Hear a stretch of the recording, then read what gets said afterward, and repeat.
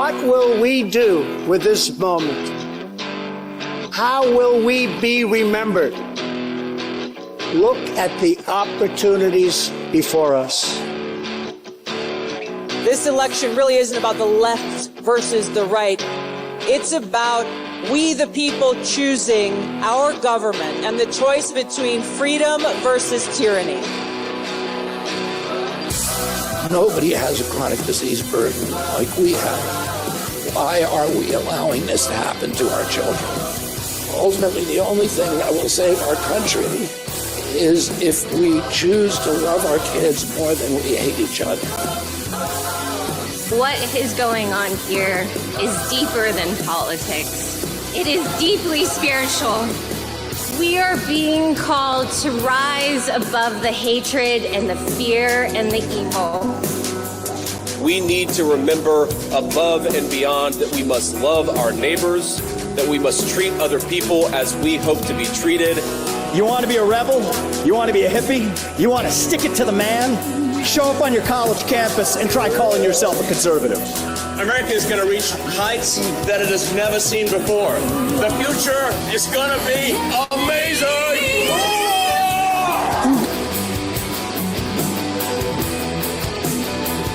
You want healthy children. Don't you want a president that's going to make America healthy again?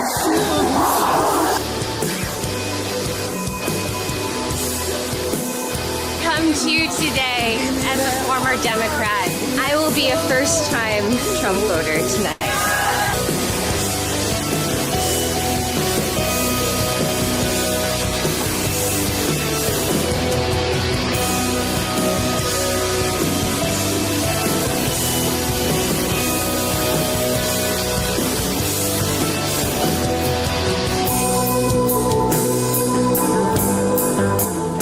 The people dreamed this country, and it's the people who are making America great again.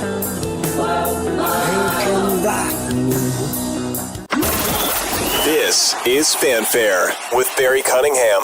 Our entire police department will be activated for the presidential inauguration. In addition, we'll be reinforced with nearly 4,000 officers from across the United States who are generous enough to raise their hands and commit their time to assist the Metropolitan Police Department. Those additional resources will be deployed to manage traffic, secure dignitary routes, and ensure public safety in our city. I'd like to pause and thank those officers who are coming to our city, taking time away from their families to ensure the safety and security of this event. Their commitment to our country, to this city, and their law enforcement partners are admirable. They deserve praise from us all.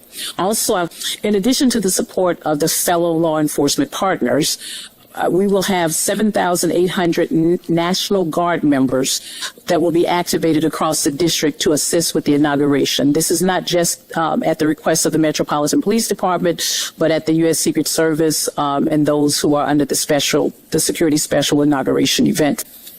We are not currently tracking any specific or credible threats to the inaugural ceremony or to the Capitol complex. We will continue to work closely with our partners to share information and identify and disrupt any threats that may emerge.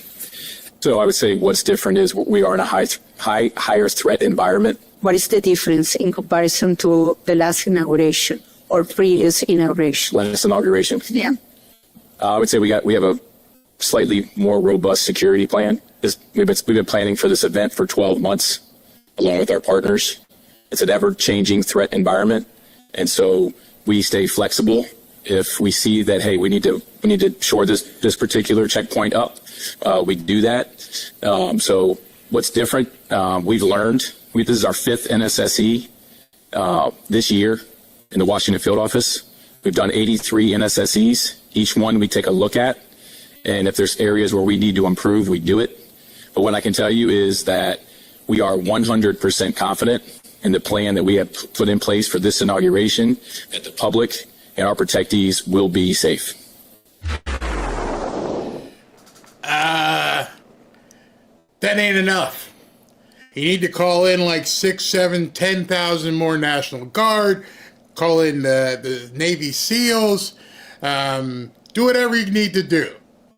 This is arguably going to be one of the biggest days in American history. And there is no second chances here. Nobody's slithering around on a roof somewhere. No drones just showing up over the inauguration. Nothing can go wrong here because the future of America 100% depends on it.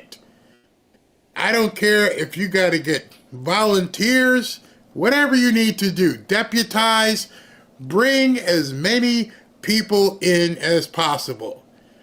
This is arguably going to be the biggest, because I'm understanding tons of people, protesters as well, will be descending upon Washington. We got 7 days. 7 days, people. And I gotta tell you, what I have planned this week, because what they have planned, this is probably one of the busiest weeks I've had in planning videos and shows and everything else. And of course, I got to make sure I exercise this throat because we got a whole lot going on. So first thing I want to tell you, once again, somebody slithered into the comments and is being an imposter and asking people to comment and go to WhatsApp and do all these kinds of things. I don't do that. I've told you before, I will never say click on any links other than what I show you here in the show, but never, ever, ever will I ever go in any comment on Rumble, X, here, and say, hey, meet me over here. Nope, ain't gonna happen, so don't do it. So how busy is this week going to be? Well, in addition to all the stuff going on, Ashley has me just running with interviews. I think we're going to see a huge differentiation with what we're doing here with most of the other, YouTubers. I mean, she has really got some heavy hitters coming up. I'm not going to tell you all of them right now. You'll see over the next week or so, but hats off to my daughter. She's doing a fantastic job. So let me just get with you real quick and tell you what's coming up. Because we got 7 days to make sure that this stuff is all ready to go, and I want to make sure that we are all ready to go. First and foremost, before we get to the inauguration, tomorrow I go live at about 9:15. Why am I going live at 9:15 on a Tuesday? Because the congressional hearings are starting. And first out he's not first, but tomorrow's big hearing, and I have to pick and choose because there's so many, will be Pete Hegseth. So let me go over these hearings so you guys can see yourself how busy of a week there is. Here's the confirmation hearing schedule for Trump's cabinet picks. And let's see here. Scroll down. Doug Collins, he will have his hearing tomorrow at 9 a.m. In addition, Pete Hegseth will be having his hearing tomorrow at 9:30. This is the one I'm going to cover, the early one. They're having them in different rooms, basically all at the same time, depending on what day. So tomorrow at 9:30, Pete Hegseth will be in the Senate Armed Services Committee, and he will be appearing for his Senate hearing, and at which point we will cover that from opening gavel to closing gavel. Then, depending on time and availability, I'm not going to cover Doug Burgum unless you guys want to hear Doug Burgum. I want to cover Kristi Noem. Kristi Noem, she's on Wednesday at 9:15 a.m. So Kristi Noem is going to be, we're going to cover that one. Then Pam Bondi, she's at Wednesday at 9:30. So I'm going to have to juggle and jump from Kristi Noem, and I can't miss Pam Bondi. I think that is a huge one. In addition, Pam Bondi's on for 2 days. They've got her locked in on a second day. She's also going to be testifying on Thursday at 10:15. I don't expect you to remember all these dates and times. I will post them. The best place to find out what's coming up, when it's coming up, is to follow, get into our X group, or follow me on X, either way, but better than anything, I always post them right there. Go to fanfareshop.org/group, join 13,000 fellow patriots in there, and this week is something that you really need to be in there, because there's so much stuff coming. I get emails from people, well, you have a schedule? The schedule is going to be, as they say, fluid. There's so much going on. So Pam Bondi, Wednesday at 9:30 and Thursday at 10:15. We're going to cover both those. Then Marco Rubio, he's Wednesday at 10 o'clock. On that show, since, most of the questions are probably going to be kind of boring, Ashley has an interview set up with Nancy Mace. So we're going to have Nancy Mace on while the Marco Rubio hearing is happening. So she can actually give us some, play-by-play, blow-by-blow as to what's happening behind the scenes. Whew. I'm already tired. I'm already trying to figure out what's going on here. There's so much. There is so much. And this is just for Tuesday, Wednesday, and Thursday. We haven't even got to the inauguration yet. So bless me. Bless me up, because we got to figure out a way to get through all this. There is so much happening. Then I also would like to, if we can squeeze him in, John Ratcliffe, who's going to be the CIA director. He is set to appear at Wednesday at 10 a.m. So as you see, there's so much happening in such a concentrated period of time, happening in different rooms across Capitol Hill. And I'm going to have probably, 2 screens open where we can jump and go listen to a little bit of this and a little bit of that one, because all of this is going on concurrently and it's live. Sean Duffy, I'm not going to really cover that one. And Chris Wright, I'm not going to really cover that one. He's the energy. So that's as of right now. That's everybody. Well, there's a whole bunch more, but some of these guys, Scott Turner, Lee Zeldin, I just don't have time to basically cover all those people. So you may be asking me, well, Barry, what about RFK Jr.? What about, Tulsi? They don't have hearings scheduled for them as of yet. So as soon as we hear that, that's going to get added to the schedule. It probably won't happen until next week. Whew. Whew. Bless me. All right. So that's just this week. Then next week, we have the schedule for the inauguration.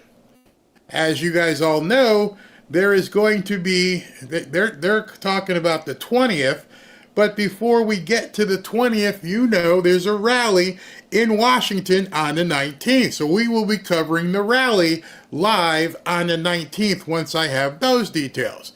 Then the 20th. Drum roll. Where's that drum roll sound? Drum roll sound, please. Let me give you some of that. Then the big party, the big dance, the inauguration itself. As you can see, there's a whole slate of events. Okay, so here we go. We got the 18th, the president's reception and fireworks at Trump Sterling. I don't know which one of these will be broadcast as of yet. So again, you need to get on X and see the schedule. The cabinet reception and vice president's dinner, Sunday, the 19th. Arlington National Cemetery ceremony, a wreath-laying ceremony at the tomb of the unknown soldier, very somber event. Then the Make America Great Again victory rally. Whew. Then a candlelight dinner where Trump will deliver remarks again. So right there, you can see we have 2 events that day. On Sunday, the 19th. We're going to have the rally, and then the dinner, he's going to be giving remarks as well.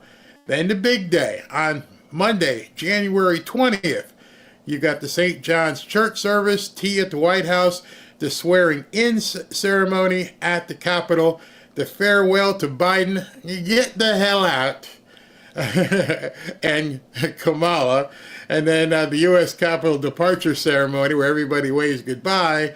Then the president's signing room ceremony, which you know he will be doing a bunch of executive orders, not sure when. Then you got the presidential parade where they walk down Pennsylvania Avenue. Then the commander-in-chief ball that night. Then the Liberty inaugural ball. Then the Starlight ball. And then Barry can pass out on Monday night. Oh no, I can't. The Notre Dame Ohio State football game comes on after all that. So I don't know how I'm going to make it through Monday. I might have to do some intravenous stuff because, oh my God.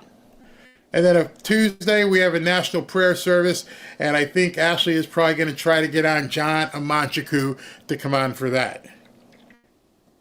You got all that? You write it all down? I hope you realize what these next 7 days are going to look like. And that's just as of today. We don't know what kind of news is going to break over the next 7 days. So I just wanted to bring you all up to speed here on a Monday afternoon. Oh, in addition, tonight I'm recording an interview with Ryan Matta. I don't know if we'll have it edited in time for tonight's show. Actually, I know we won't because the interview's at 7 p.m. So there won't be a nighttime show. I'll play that tomorrow night. Everybody ready? You got that? You got all this stuff written down? They don't let me post who? I don't know who's that. No parade, please. Yeah, I don't want him to be walking down the street. Is LA still burning? Yeah, LA's still burning, but we got Trump. Notice nothing in that was that he was going to LA anytime soon. Barry, you better eat your Wheaties. Yeah, we're going to be busy. Gonna be busy. Let's see. Mainline some Geritol for sure. Yeah, I already told Robin, ain't got time to bleed. We can't get sick. No more sickness. You know, I hope I don't talk my throat out and have to do this thing with sign language or something. I have to get one of those little sign language ladies to come in and do stuff if we have that. Are the Village People playing at the inauguration? Oh, good question. Good question. I don't know if they've released the entertainment yet. That's a whole nother disclosure we have to go through. Did you hear that Newsom started an investigation why there wasn't water in the fire hydrant? Yeah, is he going to investigate himself? Because that's where he is. Perry, I'm stuck to you like glue. Bring it on. You can do it. I'll do it. I mean, I will definitely do it, and we will have some fun doing it. We'll be giving out hoodies and all kinds of stuff, and I'm ready to go. We've waited 4 years for this week. 4 years to get to where we are right now, starting tomorrow. Pete Hegseth, first one. You know, now I went through a whole bunch of people. I personally picked out Pete Hegseth. I picked out Kristi Noem. I picked out Pam Bondi. I picked out Marco Rubio, sort of. If you guys want to see more, let me know. Let me know if you want to see some more. If I can try to squeeze them in, I will do so. I just figured those would be the hot ones that people want. As of right now, nobody is named in Secret Service, so Dan Bongino he's in the wings still. He's still on deck. We'll wait to hear what we can see about that. But that's where we are as of today at 3:50 p.m. A lot going on. So let's continue with information. Starting Tuesday, 13 of the picks are going to be up for questioning. Leader Thune told us last Sunday he suspects a lot will get through, but we'll see about all of them. Which nominees are you certain will be confirmed by January 20th? Well, let's start with, we were elected, Republicans are now in the House, the Senate, and the White House because Americans wanted safety and prosperity. So you're right, the rubber hits the road this week with all of these hearings on the cabinet. And then when President Trump takes office next Monday, there is going to be shock and awe with executive orders, a blizzard of executive orders on. Shock and awe, baby. Shock and awe. A blizzard of executive orders. I even like the term that he just said. Shock and awe, baby. The economy as well as on the border. So when we met with President Trump earlier this past week, what President Trump said, the number one goal for the Senate needs to be to get his team in place. I've met with just about all of them. I support every one of these nominees. As the whip, my job is to make sure they get across the finish line, get on the job, and President Trump deserves a team early. Chuck Schumer said he wants to make fireworks at the hearings. If that happens, we are going to work around the clock, through the night, through weekends, to make sure we get that cabinet confirmed. It appears the only member of Mr. Trump's national security team that doesn't have a real scheduled hearing is Tulsi Gabbard. Is it the FBI background check that's holding things up, or is it the ethics disclosure that's a problem?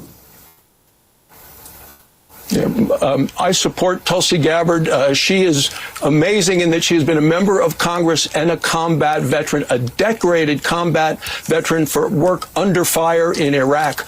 You're right, it's a paperwork problem right now with the Office of Government Ethics. We had hoped to have the hearing later this week. It looks like it's going to be the following week. But look, she continues to have promotions in the military. She's a lieutenant colonel. She now has top-level security clearances. She's the right person to keep America secure and safe. She took the unusual measure of releasing a public statement reversing some past policy positions she'd taken when it came to surveillance. Are you concerned that you don't have enough Republicans who are willing to vote for her? I'm not concerned at all about that. Senator Tom Cotton, who's chairman of the Intelligence Committee, has met with her on numerous occasions. She will have a hearing. She has to raise her right hand, take an oath at the time. She will be telling the truth. And the issue that you just raised, which is foreign surveillance, she is now the mind and the position that is consistent with the chairman of the committee and Republican members of the committee. Okay, so we don't know when Tulsi's hearing will be. Got to tell you, I did some looking while he was talking. Carrie Underwood is going to be the headliner at the inauguration. So Carrie Underwood will be performing. I haven't seen anything more in terms of the Village people or some other people, but it's funny. People are already trying to cancel her. Poor libs. They can't help it. Carrie Underwood will be performing at Trump's inauguration, so I'm blocking her on all apps and boycotting all her music. We don't care. Crawl back into your holes. We don't care. Carrie Underwood, fantastic. Let's see if ABC tries to get rid of her because of Monday Night Football or Sunday Night Football. I don't care. She wants to come out and sing for the president. She should be able to come out and sing for the president. And I'm sure there'll be a lot more, but at least I can confirm right now that Carrie Underwood will be singing. Last time, I think when Trump got inaugurated, Toby Keith might have been one of the singers. But we've got Carrie Underwood. I'm trying to see if anybody else is coming in. I'm seeing the schedule, but it's not showing the act. Oh, wait a second. No, this was before. That had to be old. Yeah, that was 2017. All right, so I don't have a more updated list, but as soon as I find one, I will tell you about it. So Tom Barrasso, he feels as though all of Trump's nominees will be confirmed. I've been hearing that from more and more people in Congress and Senate are saying they're all going to be confirmed. That's it. They've decided to coalesce, get behind everybody, and give him his nominees. Let's continue. Florida Congressman Corey Mills chatting with Governor Ron DeSantis for an hour after announcing his plans to run for Marco Rubio's Senate seat. Congressman Mills joins me now with exclusive details about how that phone call went. Congressman, good morning to you. We are intrigued by this. So tell us what you can about this phone call you had with the governor, how it went, what you talked about after you announced your ambitions to run for Marco Rubio's Senate seat. Well, again, Florida needs strong leadership, and especially there in the Senate, but also to help with President Trump's agenda. President Trump had made it very clear that he wanted a strong Senate, a strong House, and that he wanted an America First agenda. I've expressed concern over an appointment that potentially wouldn't meet that requirement. And so I had expressed my interest in the position, and I got a call with the governor yesterday for about an hour to discuss immigration, H-1B processing, our economic growth strategies, Everglades restoration, migration, border patrol, security, kind of a wide array of different things, as well as for justice appointments and confirmations. And the good thing is that the governor has done such an amazing job in the state of Florida. Him and his team sat there for about an hour, asked various questions, and at the end, even the governor himself said that this was an extremely good interview, that he thought everything went really well, and he looked forward to talking to me in the future. So now one of the things I've read and heard from at least two different people is Corey Mills would be fantastic. He would be a great senator to take Rubio's spot. However, I'm also hearing DeSantis is kind of concerned about taking him out of the House, which they have such a small margin, which he can, basically appoint somebody, but he's not really sure if that's the way he wants to go. So even although Corey Mills would be fantastic to be taking Rubio's spot, it's not a lock, and something may change in the very near future. Fingers crossed we can get in there and have some strong leadership that Marco Rubio had represented, and also just continue to try and keep the majority in the Senate and continue to grow that. Okay, so quickly before we move on, make the pitch. Why do you want to go from congressman to senator? Well, look, right now we've got a great, House. We've got a great leadership there. We've got our speaker who's continued to drive forward. I think what we're lacking right now is to continue to have that constitutional conservative there in the Senate who will actually continue to hold its values, its principles. But also, we need fighters in the Senate. We've got people who's been there for 20, 30, and 40 years. We need people who are coming in with a fresh perspective, who understand what the country needs right now and understands President Trump's agenda. And so I think right now what we need is real strength in the Senate. I think the House is doing a great job. 7 days to go until Donald Trump is sworn into office once again. Here is Wyoming Senator John Barrasso. Now, see that map? Let me see if I can just go back a second ago. All right, so that's how slim the margin is right now, 51 to 47. So if you pulled Corey Mills out of the House, it would be 50 to 47. That only gives them a 3-vote thing. I'm not sure if the renomination process can DeSantis just put somebody in there. Remember Matt Gaetz, his spot. So there's some things that have got to happen in the next, I'd say, couple weeks to make sure those numbers stay the same and that they keep the majority strong, at least 4, in the House as well. Office once again. Here is Wyoming Senator John Barrasso on what to expect come Monday. The Republicans are now in the House, the Senate, and the White House because Americans wanted safety and prosperity. So you're right. The rubber hits the road this week with all of these hearings on the cabinet. And then when President Trump takes office next Monday, there is going to be shock and awe with executive orders, a blizzard of executive orders on the economy as well as on the border. So when you're looking at dozens of executive orders coming down all at once, some are going to squeak by unnoticed, others are going to get all the attention. So what do you think the headline will be in 7 days' time regarding these executive orders?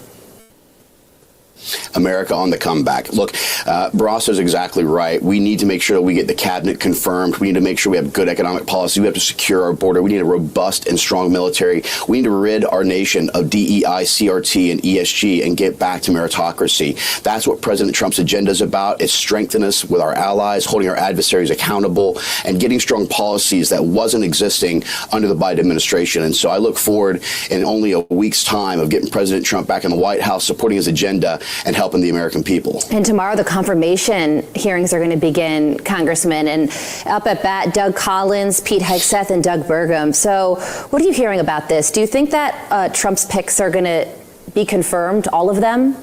So just to let you know, I did confirm as well as that opera singer Chris Macchio, he will be performing at the inauguration. And of course, I don't know how I omitted it, Trump loves Lee Greenwood. So Lee Greenwood will be singing as well.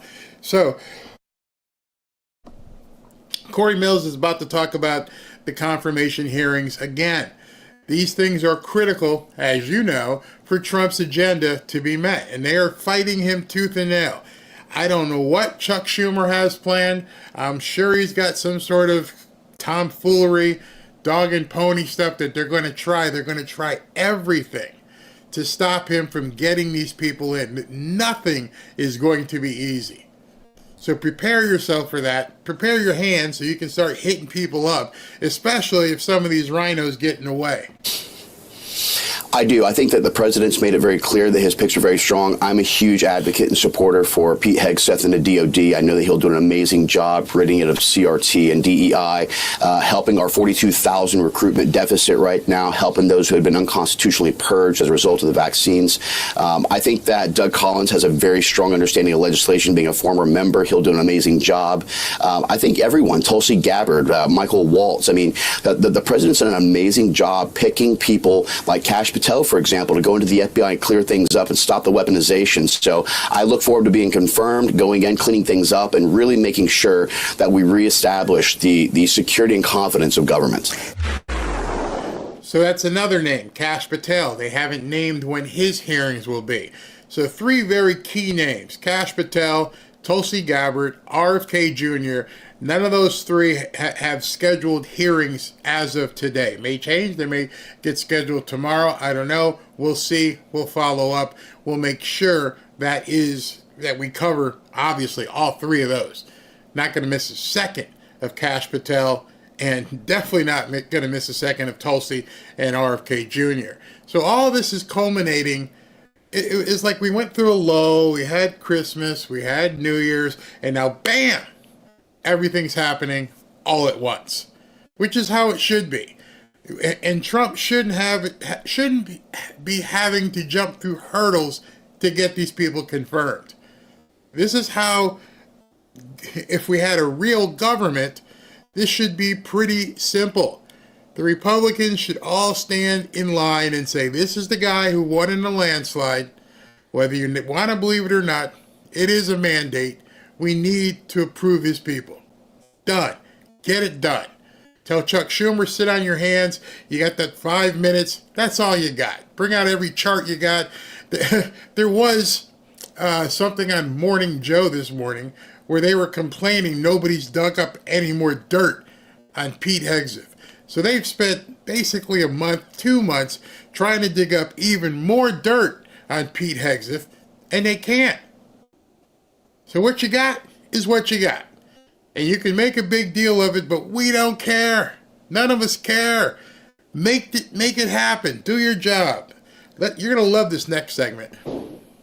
So in 1 week, Donald Trump will be inaugurated as the 47th president of the United States. We spoke with First Lady Melania Trump about what we can expect from her over the next 4 years. Take a look. Madam First Lady. You see, I think a lot of people haven't realized this part. And I love this interview this morning when I saw it on Fox and Friends, because everything has been focused on Trump. Everything has been focused on his cabinet picks and the confirmation hearings. But not a lot of people have focused on his family. You see, this is a big, big deal for Melania. This is a big, big deal for Barron. You got to uproot your entire family, take them out of Palm Beach, Florida, ship them up to Washington, D.C., Barron's in college in New York City, and you got to create a home all over again. And luckily, we have someone who's got class, decorating ability, and she's been there before. It's great to see you again. Thank you for sitting down with us to talk about your new documentary. Thank you for having me. It's an exciting time. It is. We were thrilled to hear that this was coming out. I want to know details, why you decided to do this, and what will it be like? Well, the book was such a success, and I'm very proud, and I get so many messages and letters how they enjoy the book, and they would love, my fans and people would love to hear more from me. So I had an idea to to make a movie, to make a film about my life. My life is incredible. It's incredibly busy. And I told my agent, I have this idea, so please, go out and make a deal for me. We started the production in November, and we are shooting right now, so it's a day-to-day life. Okay. She kind of glossed over that. Those of you guys who watched Seinfeld back in the day, she kind of yada through this deal. I called my agent and I told him, hey, go ahead and make a deal.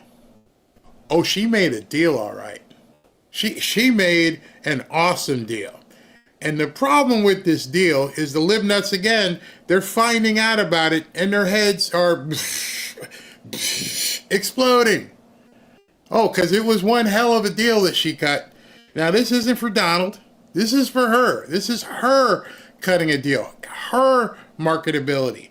Remember, the entirety of her first presidential hosting as the first lady, this woman's a supermodel, and none of the modeling magazines, none of the fashion magazines, even though she's flippin' spectacularly dressed all the time, nobody wanted to have her on their cover.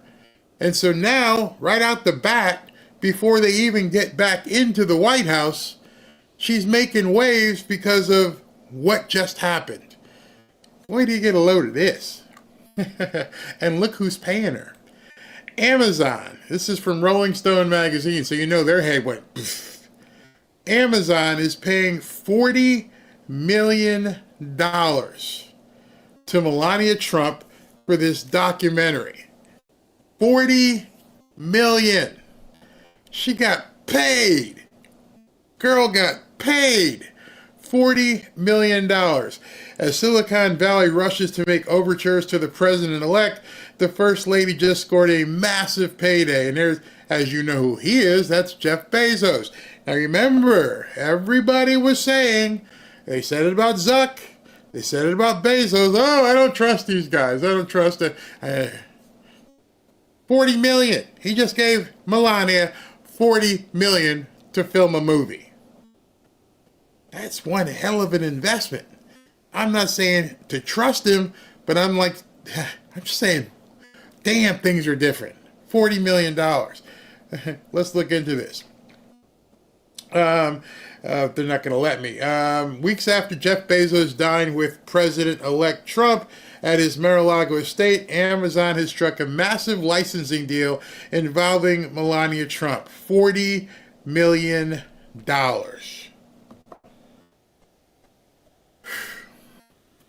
Salute to Bezos. Salute to Melania. On the heels of a blockbuster book. She just probably, between the book and this movie, this documentary, she probably just put a cool like 60, 70 million in her bank account. I didn't say Trump. In her she got her own little piggy bank. $70 million. You go, girl. What I'm doing, what kind of responsibilities I have, people, they don't really know, and they will see it. It's day to day, from transition team to moving to the White House, packing, establishing my team, the First Lady office, moving into the White House, what it takes to make the residence your home, to hire the people that you need. So it's a snapshot of what it takes to move back into the White House. I don't think a First Lady has ever done this. Not that I know, of course. Behind the scenes, what is it like when you're moving back in the White House? What's different this time? The difference is I know where I will be going. I know the rooms where we will be living. I know the process. The first time was challenging. We didn't have much of the information. The information was upheld for us from previous administration, but this time I have everything. Hold on. I got some breaking news. When I say breaking news, I'm talking like 10 minutes ago.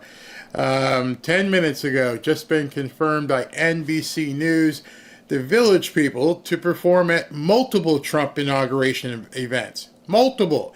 Lead singer Victor Willis said he hopes the band's YMCA disco hit helps bring the country together after a tumultuous and divided campaign. Now, those of you who may not know about the Village People, it might be shocking to some people. You know, I've been talking to you for quite some time about this big tent that Trump is putting together. So those of you who, I don't know, my age, maybe you don't remember who the Village People are and what the Village People were all about back in the day. And there's a lot of Village People fans that, come from the other side of the fence, as you might want to say. And you're all welcome. Come on in. And I love the fact that Victor said this right off the bat. Helps bring the country together after a tumultuous and divided campaign. And I guess this is the Village People in 2021. Victor Willis, the lead singer of the Village People, announced Monday that the band had accepted an invitation from President-elect Donald Trump's team to perform during several inauguration events, including at least one with Trump himself. So Trump's going to be on stage probably doing the dance while they're singing, YMCA. We know this won't make some of you happy to hear. See, they know this. They know that some people are going to be pissed off. However, we believe that music is to be formed without regards to politics, he wrote in a Facebook post. Our song YMCA is a global anthem that hopefully helps bring the country together after a tumultuous and divided campaign where our preferred candidate lost. Read that again. Our song is a global anthem that hopefully helps bring the country together after a tumultuous and divided campaign where our preferred candidate lost. They were Kamala voters. Their candidate was Kamala. And they said, you know what? She lost. Let's go party with Don and Melania. Let's go party with Don, Melania, and a whole bunch of MAGA. Let's do it, guys. Let's do it. Let's bring the country together. Big ass tent. Big ass MAGA red tent. Red MAGA tent. It's going to have a lot of people in it you're not used to seeing. A lot of people you're not used to seeing. And it's pissing some people off. Too freaking bad. One of the events that the Village People will perform at is an inaugural Eve Ball hosted by Turning Point USA, a conservative activist group. It must have hurt NBC News to even type that. The Village People are going to be with Charlie Kirk's organization. Confirmed guests include J.D. Vance, Trump, Tulsi, and Trump's pick for director, as you know, blah, blah, blah. The event website. Well, let's see. Let me go ahead and copy that link. We can open that up. The band's announcement comes a month after Willis defended Trump's use of YMCA and denied that the song is a gay anthem. The 78 disco hit spiked in listenership in November after securing a spot on Trump's campaign playlist. We believe that the music is non-political and that YMCA is a song that may help bring the country together. Therefore, we will participate in several inaugural activities. Trump's transition team didn't respond to a request for comments. Reactions to Monday's announcement were mixed. Some Facebook commenters congratulated the band, while others expressed disappointment. Thank you for putting politics aside and let everyone enjoy your music, one commenter wrote. Another wrote, you should be ashamed. What are you going to write? I've told you, you got opportunity. So they just told you that the Village People posted on their Facebook page that, hey, we're going to play the inauguration. And you got idiots giving them a hard time. What are you going to do? I would hope you would take, as I've been telling you over and over, the opportunity to spread some love. Get on that Facebook page and welcome the Village People and welcome their fans. You want to make a difference? You want to see this tent get bigger and bigger and bigger? Here's your opportunity. I'm probably one of the few people who've been telling you that for weeks now. Take the opportunity. Grow this tent. While other people are bitching about, I can't believe you did this, you should be ashamed, you could be saying, hey, we appreciate you. We know you're Kamala voters, but thank you for taking the time. We know the boss loves your song. And they're going to play. Doesn't hurt you. It literally just pick up the phone and hit the digits. Facebook, Village People, boom, boom. That's all you got to do. That's all you got to do. This is the Turning Points page. Let me bring this up so you can see it, and we'll get back to Melania. Celebrating the 60th presidential inauguration of Donald J. Trump, January 19th, 2025. This isn't even, is this the rally or is this just the other event? All tickets include confirmed guests, of course, Charlie Kirk, Megyn Kelly, Don Jr., Glenn Beck, Vivek Ramaswamy, Barry Cunningham's not there. Tom Homan, Kash Patel, Ben Shapiro, Tulsi Gabbard, Michael Knowles, Matt Walsh, Alina, Peter Navarro, Steve, and more to be announced. Oh, maybe you should buy a ticket. It's only $5,000. $5,000. Okay, so when is this? I'm not going to get any sleep that night. January 19th at 8 p.m. So I guess this is part of the big rally. I'm telling you, things are different. I'm sorry, Steve, referring to Bannon and all the acolytes that are Bannon acolytes. This ain't for you, bro. This ain't it anymore. This is a big red MAGA tent at this point, and it's going to continue to get bigger, and I hope you guys realize it at this point. I hope that you understand this is what Donald Trump wanted to do. This is where he wanted to take things. I mean, Vivek's going to be giving remarks at that event as well. Come on. Grasp it. Love it. Wah. If you don't like it, go away. Yeah, go away. More and more security, please. Just when you thought the rallies were done. Oh, tell me, baby. Tell me. $5,000 is for the bleacher seats. Yeah, you get to sit way up in the back. $5,000.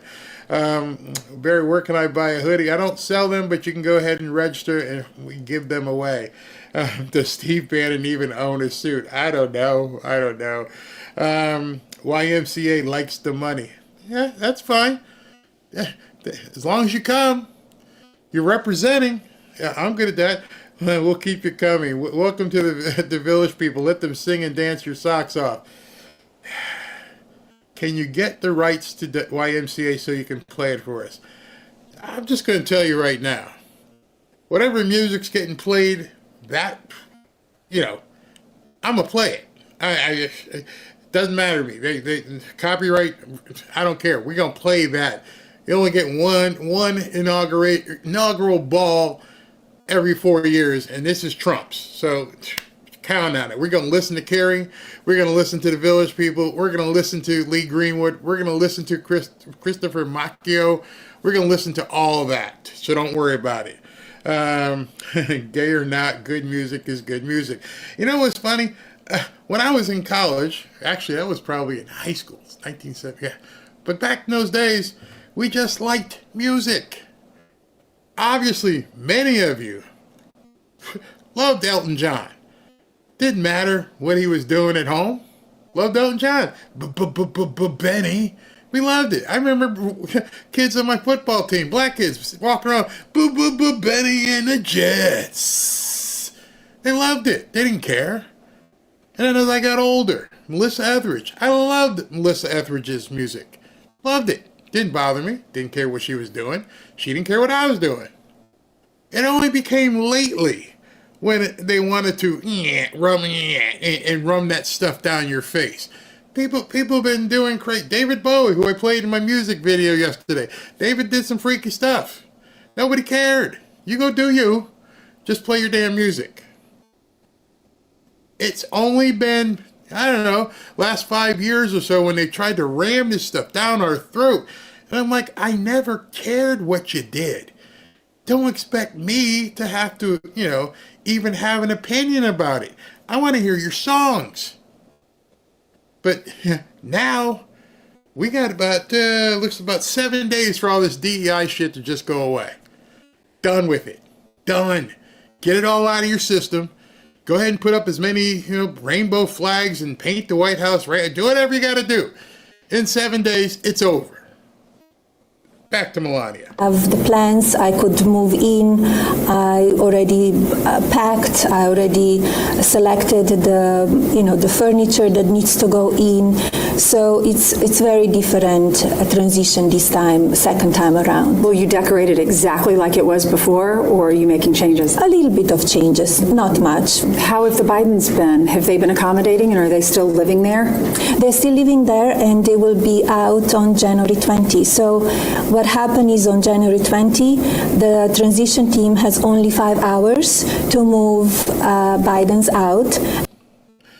They got 5 hours. Pack all your shit, have it ready, get out. And then, I don't know how much longer you have Melania to get in there and fumigate, because, sorry, but I would get in there, I would bring in a SEAL Team 6, I would, scan for listening devices and hidden video and everything else before I would go into that White House following that bunch of nuts.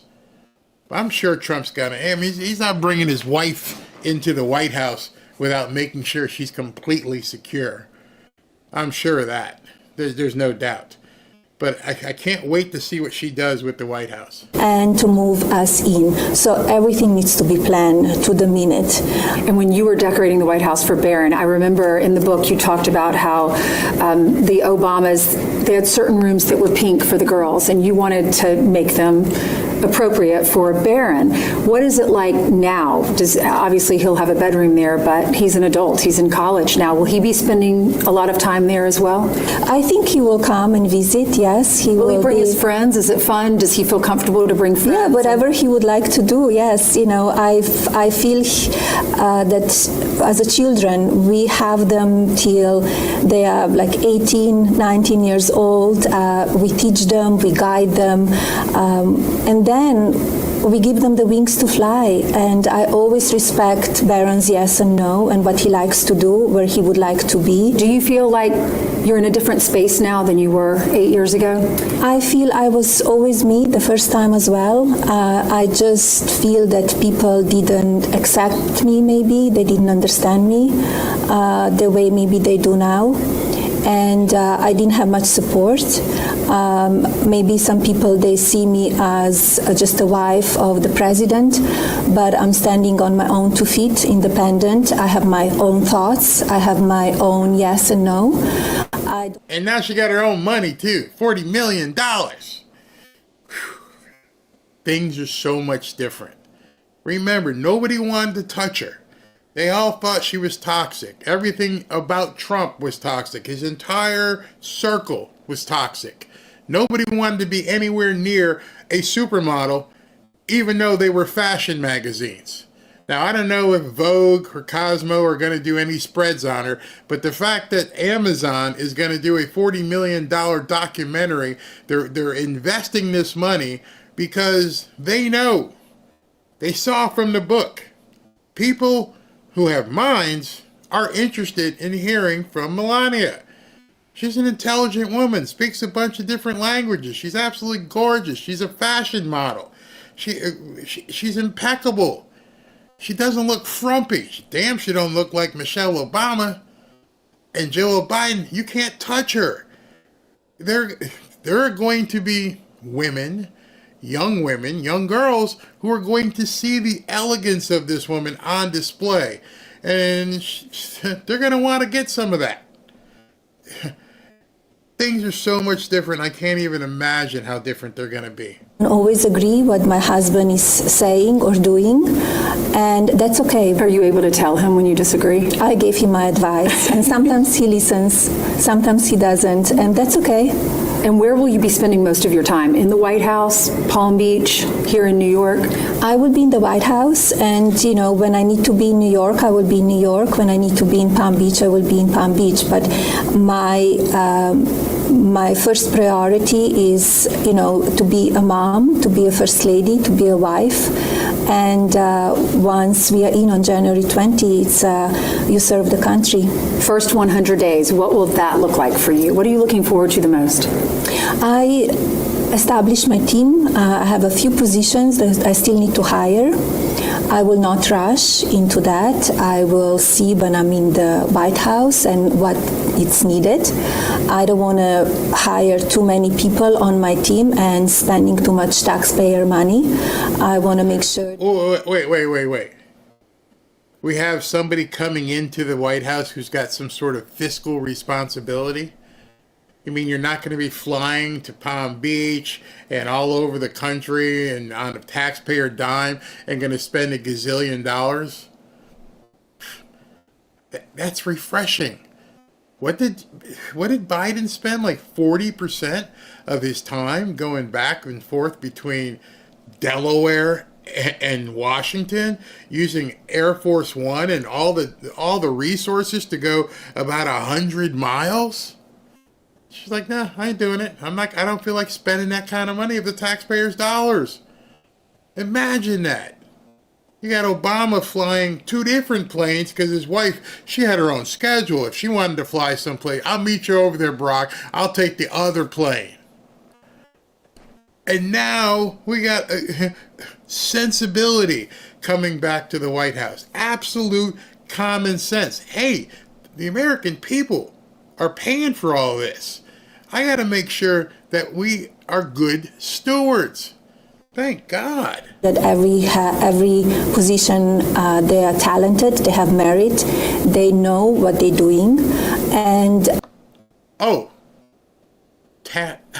they have talent, they have merit, they know what they're doing. You mean they're not DEI? You're actually going to hire people who know what the hell they're doing? I can't wait. As well as they are team player. They don't have their own agenda, so they're serving me, they're serving my office, and they're serving the country. And will you continue with your platform, Be Best? I will continue with Be Best, and also I will expand Be Best. I started in the first administration. I didn't have much support from anyone. I invited all of the streaming platforms to the White House. I had the round table, and I didn't have much support from them.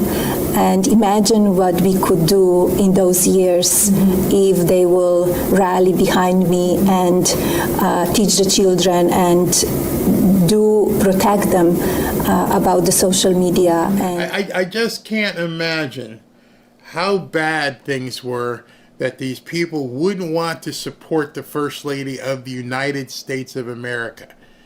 I don't care if it was Jill Biden. I don't care if it was Michelle Obama.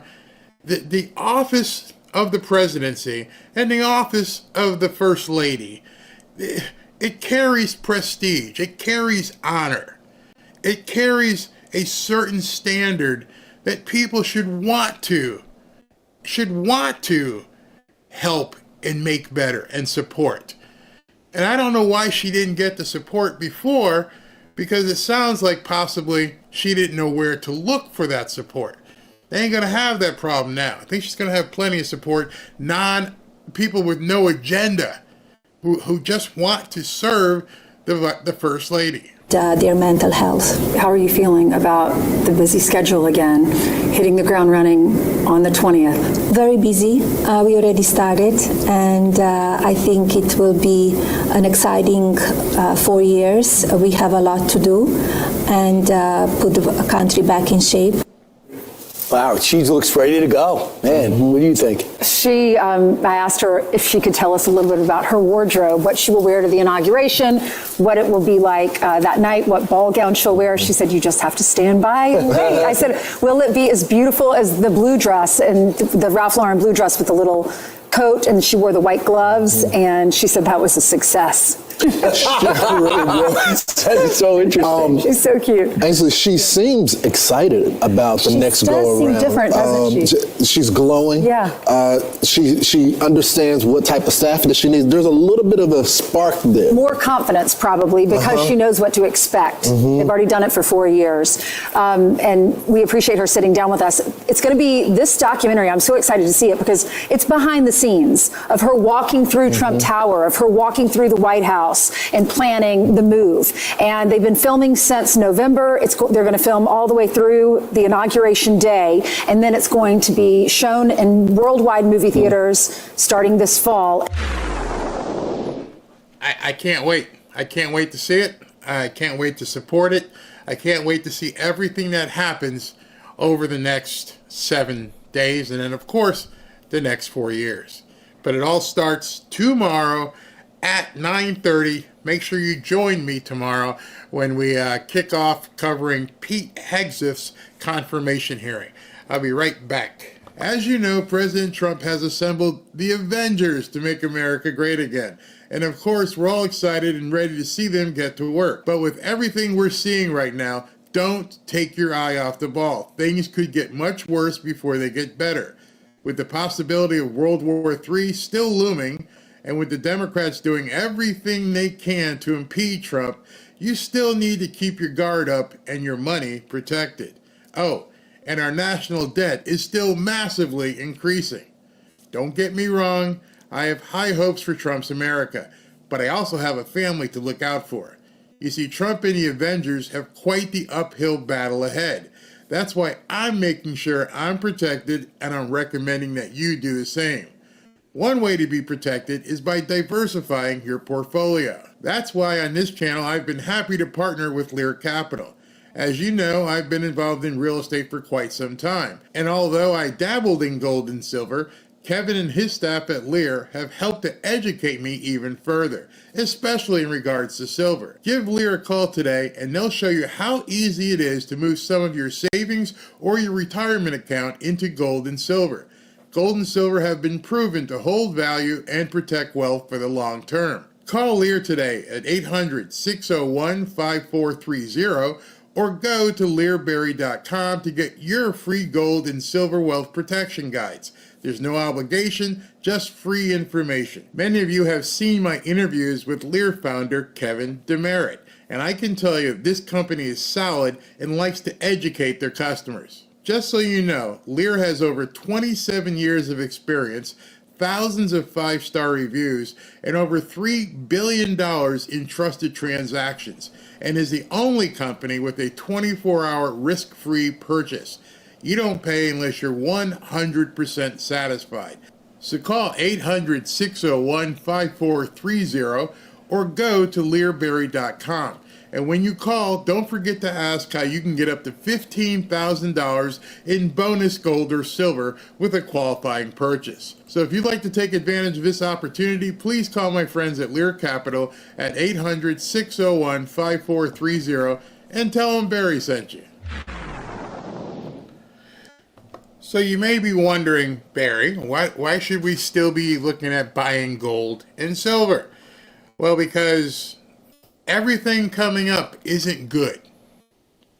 There is a big chance that things may hit the fan.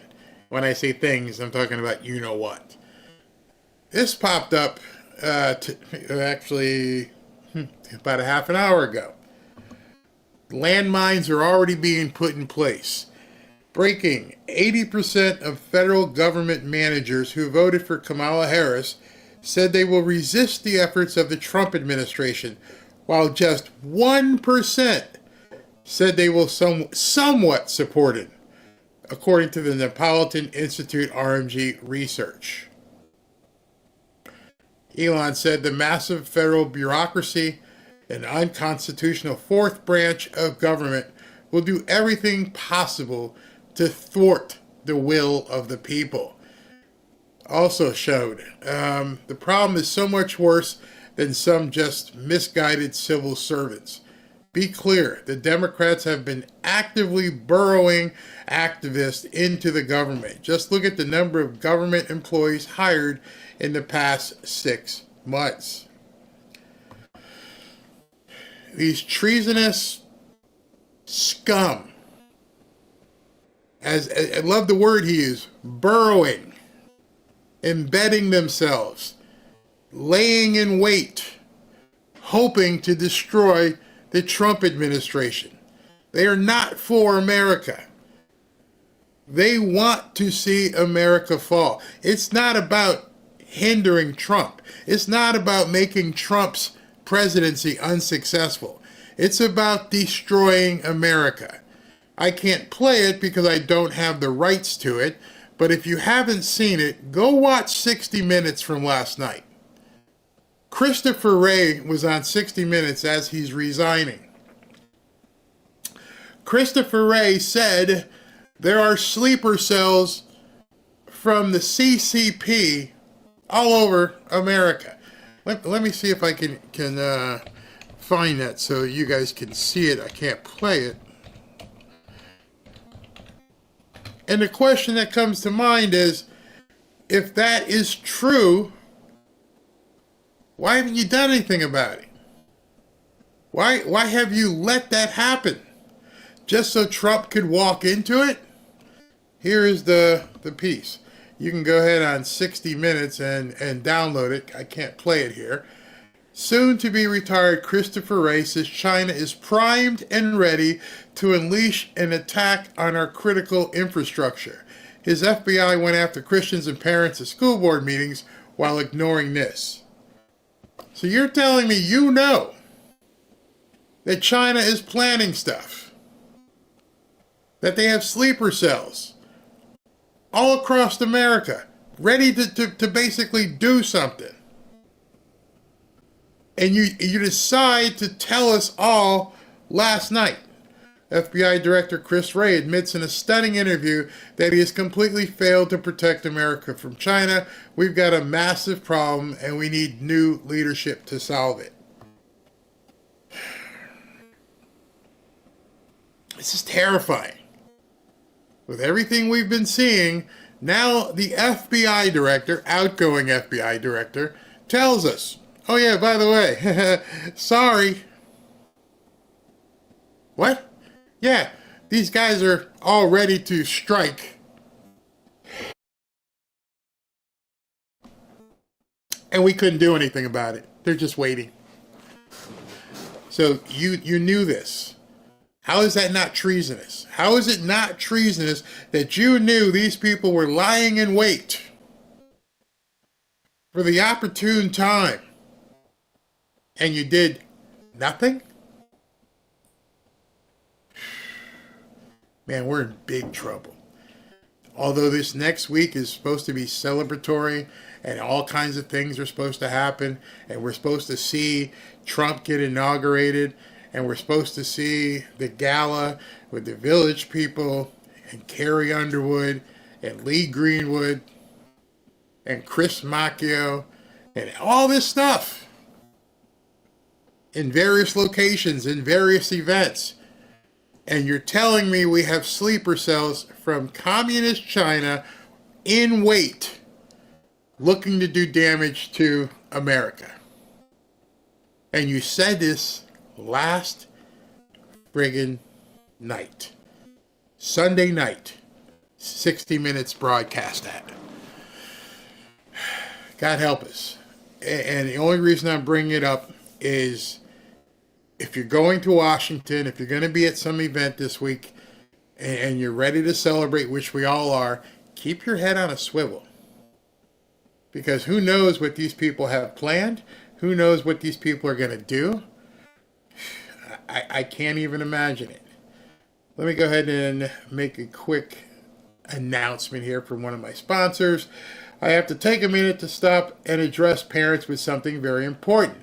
As President Trump prepares for his second term, he said he wants to teach our kids to love our country, reversing radical anti-American rhetoric that our kids are hearing in classrooms across the country. The best place for kids to start is to learn all about President Trump and his vision to make America great again during his second term. That's why Mike Huckabee's team put together the Kids Guide to President Trump Victory Edition, and to celebrate President Trump's return to the White House, they're giving it away for free, completely free. This book is great because it features fun illustrations and content, teaching kids all about President Trump's accomplishments and his goals for his second term. Mike Huckabee wants to send your family this free guide so you can teach your kids the truth about President Trump and his mission to make America great again. But please hurry because supplies are limited. You can claim your free Kids Guide to President Trump Victory Edition for your kids right now. See offer details and order your free guide at kidstrumpguide.com. That's kidstrumpguide.com. So thank you for bearing with me on that. Let's go ahead and continue with today's show. All right, so we heard that. Now let's segue into a California update, because there's some weird stuff going on in California. I mean, really, really weird stuff happening in California. Listen to this. We're dealing with a myriad of issues. I was just talking to Josh Green, the governor of down in Hawaii, who had some ideas around some land use concerns he has around. What in the hell is he doing? I mean, is this Dancing with the Stars? What is this? What's with your body language that you're portraying? First of all, you talked to the governor of Hawaii, Lahaina and Maui, right? You talked to him, and you're smiling and you're happy and you're rocking. I'm not a psychologist, but something ain't right there. Not at all. Speculators coming in, buying up properties, and the like. So we're already working with our legal teams to move those things forward, and we'll be presenting those in a matter of days, not just weeks. Having full disclosure, I've been involved in real estate for a couple decades. And he says in Lahaina and Maui, speculators started coming in looking to buy properties. And he assumes people are going to be coming into California and doing the same. BlackRock, excuse me. But he's already on it. He's got his attorneys getting in place. And of course, the person asking the question doesn't have the knowledge to ask him, how the hell are you going to stop a speculator? Actually, it's not a speculator. It's an investor. It's someone who wants to buy that dirt. Those of us who buy real estate understand there's value in that dirt. Albeit that dirt is going to be really expensive. A lot more expensive than the dirt up in North Carolina. But there's nothing illegal about people buying that dirt. If I contact you and you are in a position where you're like, I'm done with these forest fires, I want out of Southern California, make me an offer. And you and I come to an agreement, and I'll take it. And I wire you the money and you sign over the property. It is that simple. How is the government now going to inject themselves into a transaction between two consenting, agreeable parties?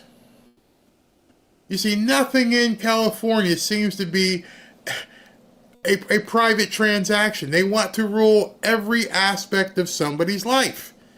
They continue, even as things are burning down, to want to find ways to inject themselves into every aspect of Californians' lives. This isn't Appalachia. These are people who lost 10, 15, $20 million homes. These people aren't going to get ripped off. These people have attorneys, probably have law firms. Many of them are probably lawyers. And so it's not like you're going to come in and, rip them off. Hey, man, I'll give you like $100,000 for this dirt. Get lost. This dirt alone is worth $5 million. So why does Gavin Newsom need to be talking to his attorneys while things are still burning? Remember, the Santa Ana winds were about to kick up, and he was excited. He was bouncing around. Yeah, we're talking to our attorney. Why would that even be a concern of yours? Well, who needs you? You're not involved in this situation. I have a survey and it says this is what I own. I already own this. If I choose to sell this, it is none of your flipping business. That tells me there is something very nefarious about to go down in California. That he's smiling and he's rocking and he's happy, and before the embers are all done burning, he's already talking to his lawyers about what they can do to inject themselves into people's personal transactions. I understand if people need to be looked after so they don't get ripped off. That ain't it. These are savvy people. These are multi-millionaires. I'm sure there's some poor people. But for the most part, there's going to be no shortage of people looking out for their best interests. Remember, one of these people was Paris Hilton. You think you're going to rip off the Hilton family? You're going to rip off Mel Gibson? They want a piece of that money. They want to get in there and stick their hands in this situation and say, hey, if you sell this property, it's going to be like a 15% fee because of something. He's licking his lips. This is going to be great. We're going to get involved in this. They don't have any money in California. They don't even have money to have the fire hydrants turned on. And he's already talking to people about how they can get involved in these transactions, should they even happen. So people who live in California, if you're watching this, understand they're about to smack you again. They're about to figure out a way how they can get in your pocket even though you're just selling dirt. That is some nefarious, evil, contrived BS. People at their absolute lowest who have finally said, I've had enough with California and I'm going to sell this piece of dirt and get the hell out. And he's like, this is going to be great. This is going to be fun. You should have nothing to do with this. Remember, this is the same guy who created a tax on people who move out of California. I mean, you want to talk about communists, they're basically trying to lock people into the state. Let's create a tax so that if you leave, you got to pay us to leave. And again, they've got a supermajority, so whatever they want to do, they're going to do. Just watch for it. Now, this next clip I want to play, I posted this on X. It's only 15 seconds. I want you to hear. I'm not going to interrupt. I want you to hear what this guy says. And every conversation we're having about evacuations, that depopulation conversation is continuously coming up. That depopulation conversation is continuously coming up. I don't think. I'm going to let you just chew on that one.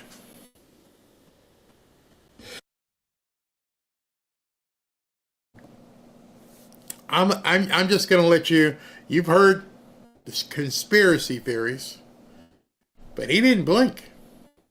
It flowed out of his mouth. Some people are like, oh, he slipped. He didn't mean to say that. What word was he looking for? He said it. The depopulation. I don't know what they got planned out in California, but something ain't right. Something ain't right. And now this is going to make it worse for them. CNN, for some reason, decides to do a poll to see if people understand or they embrace the idea that all this is because of climate change. Boy, are they in for a surprise. Americans are making this connection, and the way we can see this in right here and now, take a look at the monthly change in Google searches. Look at the searches for wildfire, up 2,400%. My goodness gracious, this is the most amount of people searching for wildfires ever, going back since Google Trends began back in 2004. But look at climate change. Look at the change. It doesn't go hand in hand with wildfires. It's actually down. It's down 9%. And I also looked in California. There has been no increase in the number of searches for climate change. So the bottom line is this. Americans are definitely interested in learning about these wildfires. They're interested in following the news about the wildfires, but they are not making that connection with climate change. That's the bottom line here. That's a really key metric you're looking at there, the connection. Overall, Americans being worried about climate change, what have we seen over time? Yeah, you know, we have seen a lot of extreme weather events over the last few decades, right? Hurricanes, heat waves, wildfires. You might the indoctrination is no longer working.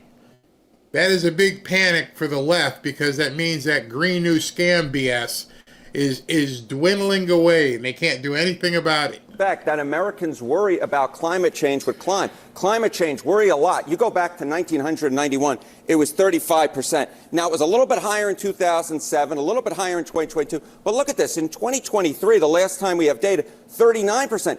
That is not statistically significantly different from this 35% back in 1991. So despite all these extreme weather events, Americans are really no more worried about climate change than they were, what is that, now nearly 35 years ago? I mean, there's just no real trend line here, Mr. Berman. So the question is why? Why? Why are they not really worried a lot about climate change? It might be because we know it's BS. I don't even need a poll for that. I live in Florida. I used to live in Connecticut. Guess what? I don't know if you realize it, but guess what happens in Connecticut? I don't know.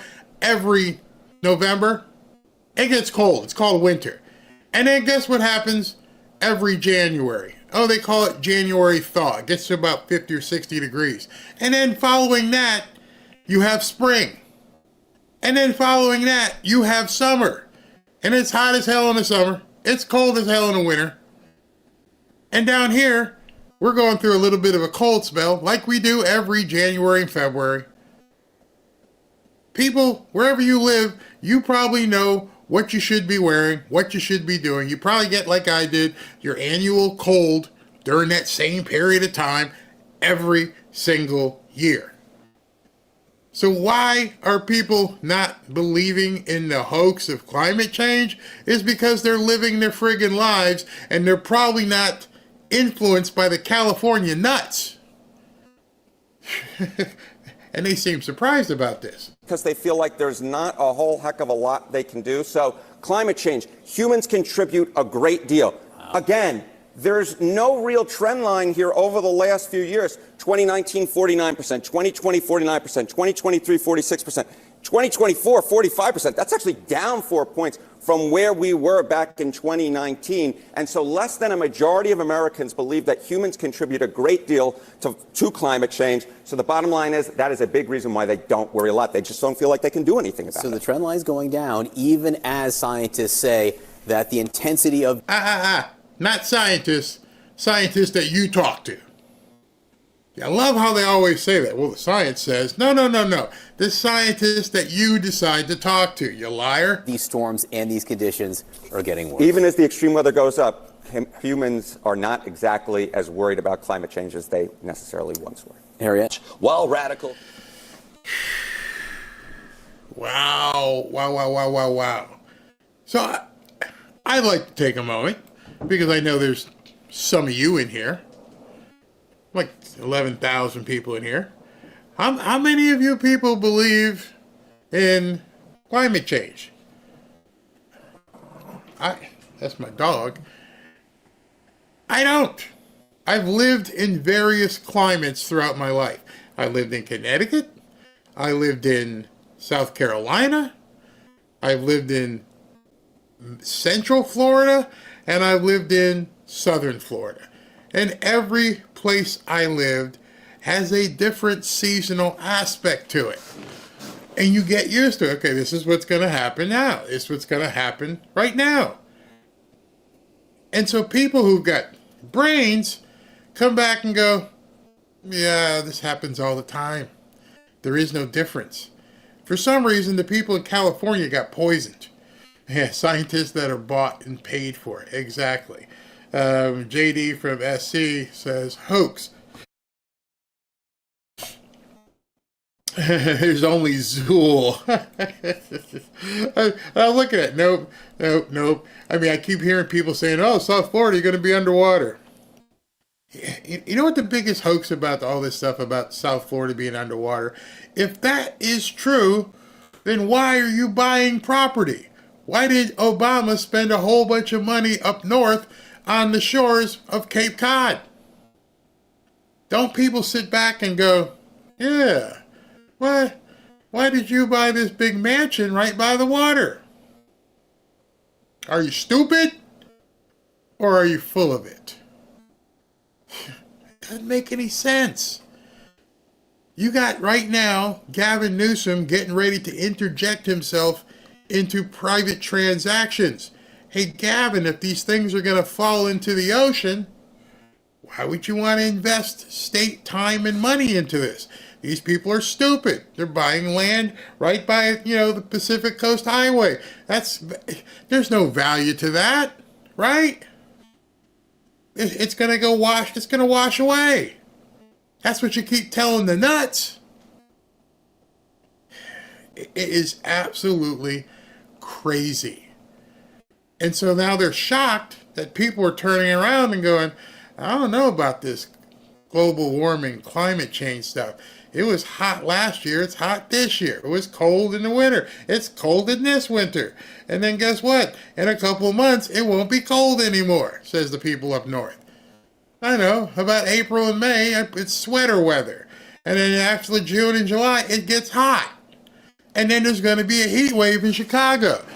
And people are going to die in tenement buildings because it's 115 degrees. This is climate change. It didn't change. But California, with all the DEI stuff they did, they convinced people, a lot of nuts, that this was happening.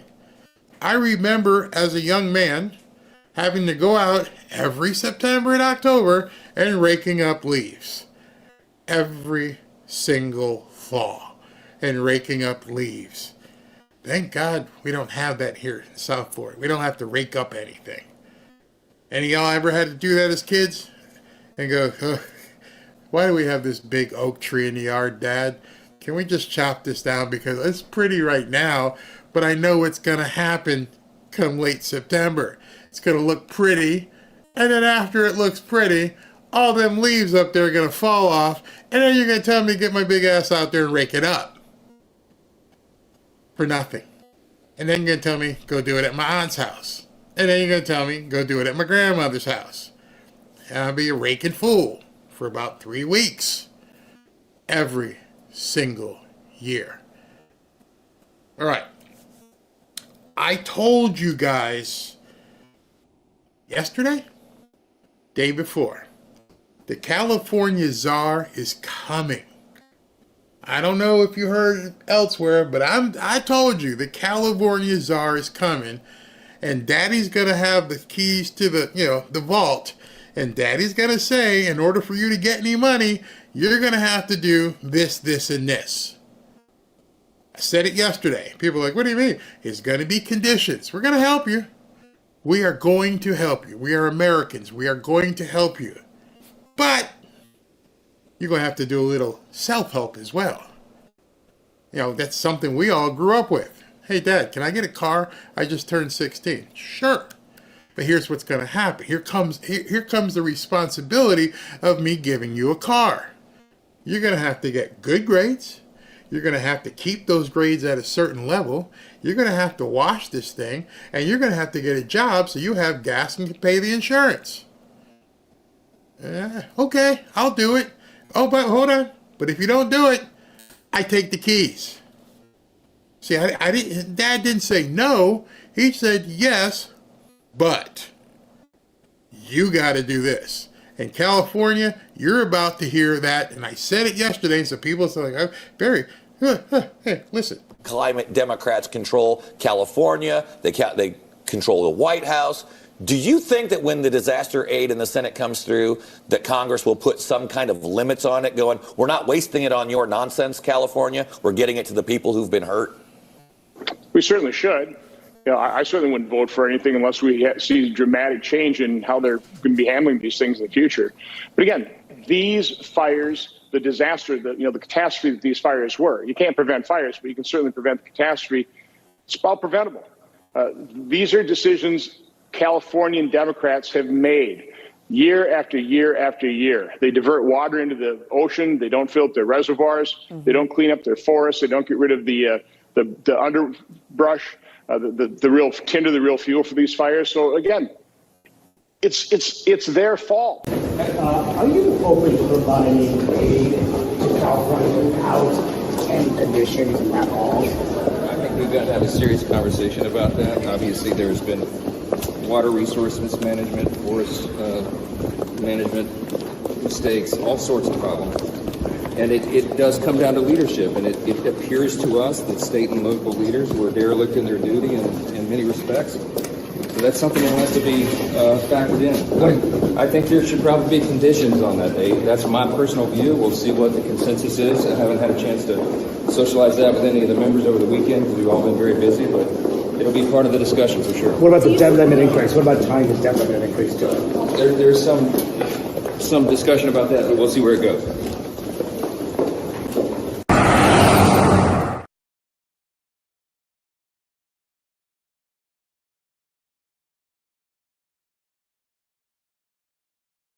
Sorry.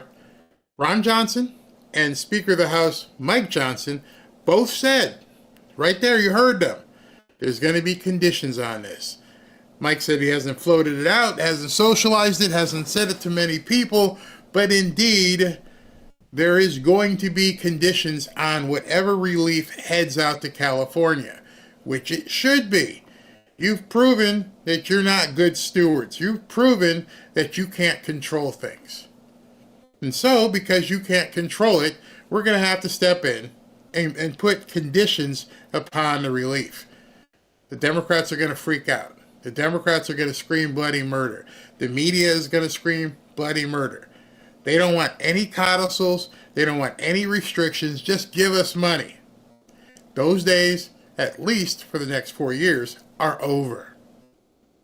And I'm loving it. Because as I said yesterday, and I hadn't seen this today, they're going to put somebody in place and they're going to start digging in. And man, Katie bar the door when they find out where money has gone, where it was supposed to go, and who got it. It is going to bring the Democrat Party to their knees, and they know it. Once people have to account for spending, and not just in California, in Washington as well. Once Elon and Vivek get in there and they start seeing where money went, you're going to see some private planes flying away. Speaking of Elon, I did a piece last night, and when I was talking, I said, Steve Bannon can kiss my behind. And I will reiterate that again. Steve Bannon can kiss my behind. Until I see Steve Bannon doing the things that Elon Musk is doing, I got no time for him. If all he wants to do is attack Elon Musk and, I'll make sure by Monday he's not even around, you do you. You go ahead with your threats. Meanwhile, I'm watching Elon Musk answer the bell every single time. I'm watching Elon Musk go up to North Carolina and put Starlinks everywhere. Let me just get it out there. I'm watching Elon Musk meeting with the people, actually the officials in California. What do you need? And then last night, I watched Elon send a fleet of Cybertrucks. Yeah, let me just show you this.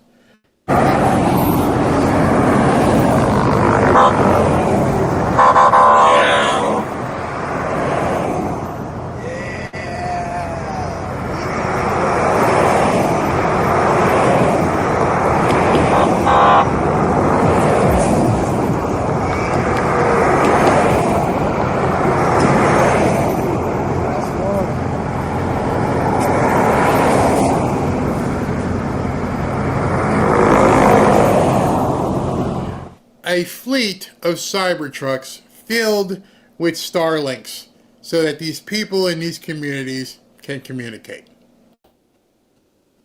Didn't ask for any money. In fact, those Cybertrucks that were bringing that stuff out to California were Cybertrucks that other people had paid for who were expecting delivery, and he had to tell the purchasers, hey, listen, we're going to be delayed for a little while. I need these Cybertrucks to get out to California. Meanwhile, Steve Bannon out there screaming like a banshee because he's on the outside looking in. I even had people overnight bitching at me because of what I said about Steve Bannon. And all I'm going to say to you is, show me what Steve Bannon has done for the people of North Carolina. Show me what Steve Bannon is doing for the people of California. You can tweet at me. You know where I am at X. I ain't hard to find. Show me what he's doing other than getting on a microphone and bitching. I don't even think he did what we did. I don't think he raised money for North Carolina. We're going to be talking to Samaritan's Purse about California and seeing if they need help with that. So if all you want to do is be on the outside telling everybody you're going to attack Elon Musk and make sure he's not a part of the White House team or Doge or anything else, I ain't got no time for you. And now after I said that yesterday, after seeing this and seeing what he's doing right now, I definitely don't have time for your ass. You're done. You're dead to me. Turn the back on him. It's so crazy. Yeah, Elon did a briefing with the fire department last night and streamed it on X Spaces. Yep. Where was Steve Bannon? I don't know what got into him. At this point, I don't really care. And some of the acolytes that were attacking me last night and giving me stupid tweets, Steve Bannon could have responded and said, I'm sorry. You know, I lost my temper. But no. This man's doing stuff. This man sent a fleet of Cybertrucks up with Starlinks in the back, and he didn't have to. He doesn't really even care for Gavin Newsom. And he's doing stuff like that. He's jealous of Peter Navarro because he's in a Trump administration. Could be. Could be. His show will poop to bed. I don't know if you start threatening Trump's people. It's only a matter of time, that's for sure. I hired Trump. I trust his decisions. And the thing with it, the thing what I'm seeing is it seems people are looking at you going, damn, you look stupid. The dude's working on behalf of people who need help. Doesn't matter if they're rich celebrities or not, many of them. They don't have any way to communicate. And he's bringing in Starlinks to them. I always thought that Bannon was a nut from the get-go. I don't know what's going on. God bless you, Barry. Steve Bannon is crap. And like I said, I didn't really want to talk bad about him, except for the fact that we have an inauguration in 7 days. We have Donald Trump going into the White House in 7 days. Right now should be a time for all of us. We should all be, number one, celebratory. Number two, protective. Watching things with, our eyes, head on a swivel. One of the number one terms trending right now on X is federal employees. 50%, oh, you can't see it, 50% of federal employees, quote, say they intend to sabotage Trump. So if we've got 50% of federal employees out there looking to sabotage Trump, we don't need it from inside. We don't need anybody who's supposedly in the tent helping the Democrats sabotage Trump. You putting out there you want to destroy and make sure he's not involved and that's what Trump wants, then you might as well just be one of these idiots. You might as well just strap on some blue, put a big D on your chest and say, I'm a Democrat, I'm going to go do everything I can to sabotage Trump. So now at this point, you're on the outside looking in. I don't care. You're done. You're done. I got no time for you.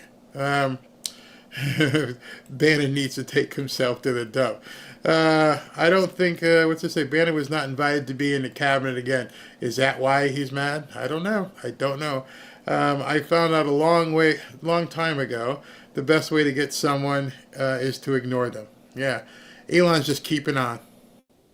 Just doing what he's got to do. Yeah, do you like everything about him? No. But I don't like everything about anybody. But the one thing that I will always say is if Trump decided he wants these people involved, then his vision is my vision. That's all there is to it. In addition to that, I gotta wonder how he feels about the Village People playing. Because I'm telling you right now, you are going to see, even though for the better half of a year, we saw Trump. I even did my dance, so I have my dance. I don't have my dance here. But we all saw Trump dancing to the Village People. And I just wonder how many people realized at that time that he was going to bring these people in as well. Just saying.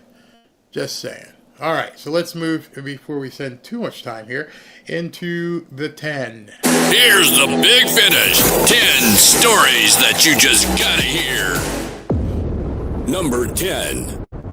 So throughout the weekend, Trump holding meeting after meeting over at Mar-a-Lago, and it wasn't just with Republicans. The president-elect says he had a fascinating conversation with Pennsylvania Senator John Fetterman talking about the border, U.S. steel, and support for Israel. Trump telling the Washington Examiner that Fetterman is not a liberal or a conservative. He's just a common sense person, which is beautiful. John Fetterman, Democrat from Pennsylvania, went down to Mar-a-Lago, didn't see any video, didn't see any pictures, but he met with Trump, and Trump had nothing but good things to say about John Fetterman. I didn't have that on my bingo card for 2025, that John Fetterman would end up being praised by Donald Trump. And notice what he said. I don't care if he's conservative or Democrat, he's beautiful. I don't know many people who put the word beautiful and associate it with John Fetterman, but Trump did. Makes you out of wonder. Number 9.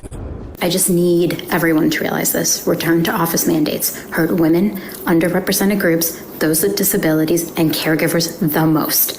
So who is it actually for? Employers, you dumb witch. It hurts to... What did we all live through? Those of you who are in your 50s and 60s who had to get up every single morning and go to work, how do you feel about these people screaming about, I gotta go in the office, and it's because it hurts the marginal people and the gays and blacks, and it hurts all these people because they have to go in the office, and who does it benefit?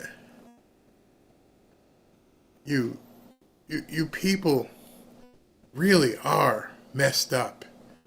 You participation trophy morons. You people who have been coddled by the Democrat Party don't even understand what life is about. When was America great again? When you got your ass up, left your house, went to work, did your job, came home, and got paid. That's when America was great again. Not bitching about the fact that you have to go to work. We got a long way back, people. Long way. Number 8. We're going to take steps to secure the border. President-elect Trump's incoming border czar Tom Homan tells us mass deportation will include workplace roundups. Deportation. Are we talking around Inauguration Day, even on Inauguration Day? I'm not going to forecast what we're doing and where we're doing it, but you can count on worksite enforcement coming back. ICE agents have told us they prioritize arresting undocumented immigrants with criminal records. Critics have asked, what about undocumented family members? Will there be collateral arrests? Yes. It's not okay to be in this country illegally. Homan's also working on creating a hotline where Americans can report undocumented immigrants who've committed a crime. Yeah, they're not going to like that one. Yeah, 1-800-pick-up-a-sucker. Yeah, I can see them. They got a whole bunch of these guys over there. Oh, the Democrats are going to lose it. I have to wonder how much of this is just to get these people, some of them, to self-deport. Imagine, he just said on national television, yeah, we're going to go to the workplace. We're going to knock on doors and say, all right, everybody, let's see your IDs. You see people jumping out of windows and stuff. But are you really going to have to do that much? Because once you start doing that, the word's going to get out. And every time you see the SUVs pull into the yard, you're looking over your shoulder constantly. You're not going to have to do much of it. It's very hard for these people to have to look over their shoulders so many times to wonder, is today going to be the day? Am I going to hit the deportation lottery today? Well, you might. Or if you leave now, you might not. Number 7. Have a responsibility to be in this fight. State and local officials in Florida must help the Trump administration enforce our nation's immigration laws. All right, so you've got Gavin Newsom and people in California putting together a $50 million slush fund with the sole reason to fight Trump. I don't know if you've seen that yet, but that's out there in the news. They're so happy. While everything is burning, they've put together and approved $50 million to fight Trump. Gavin Newsom, your career is over. Here is a governor here in Florida who's like, not only are we going to support Trump, we are going to mandate it and put laws in place that you have to cooperate with what Tom Homan is going to do. Gotta love this.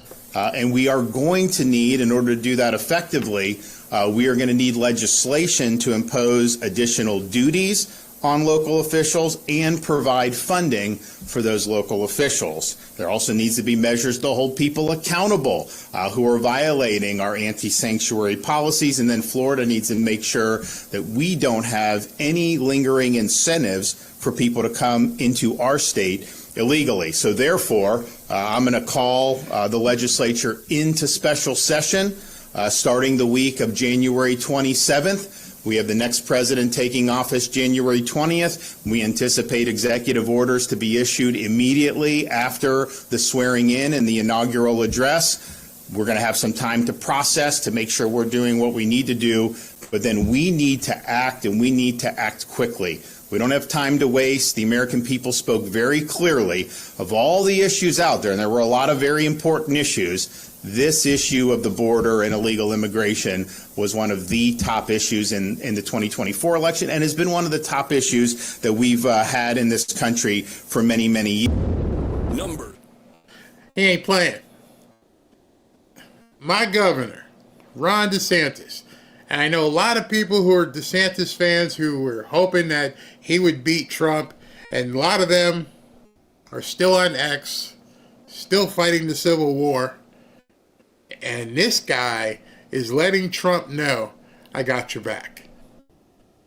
It's time for DeSantis supporters to get on board.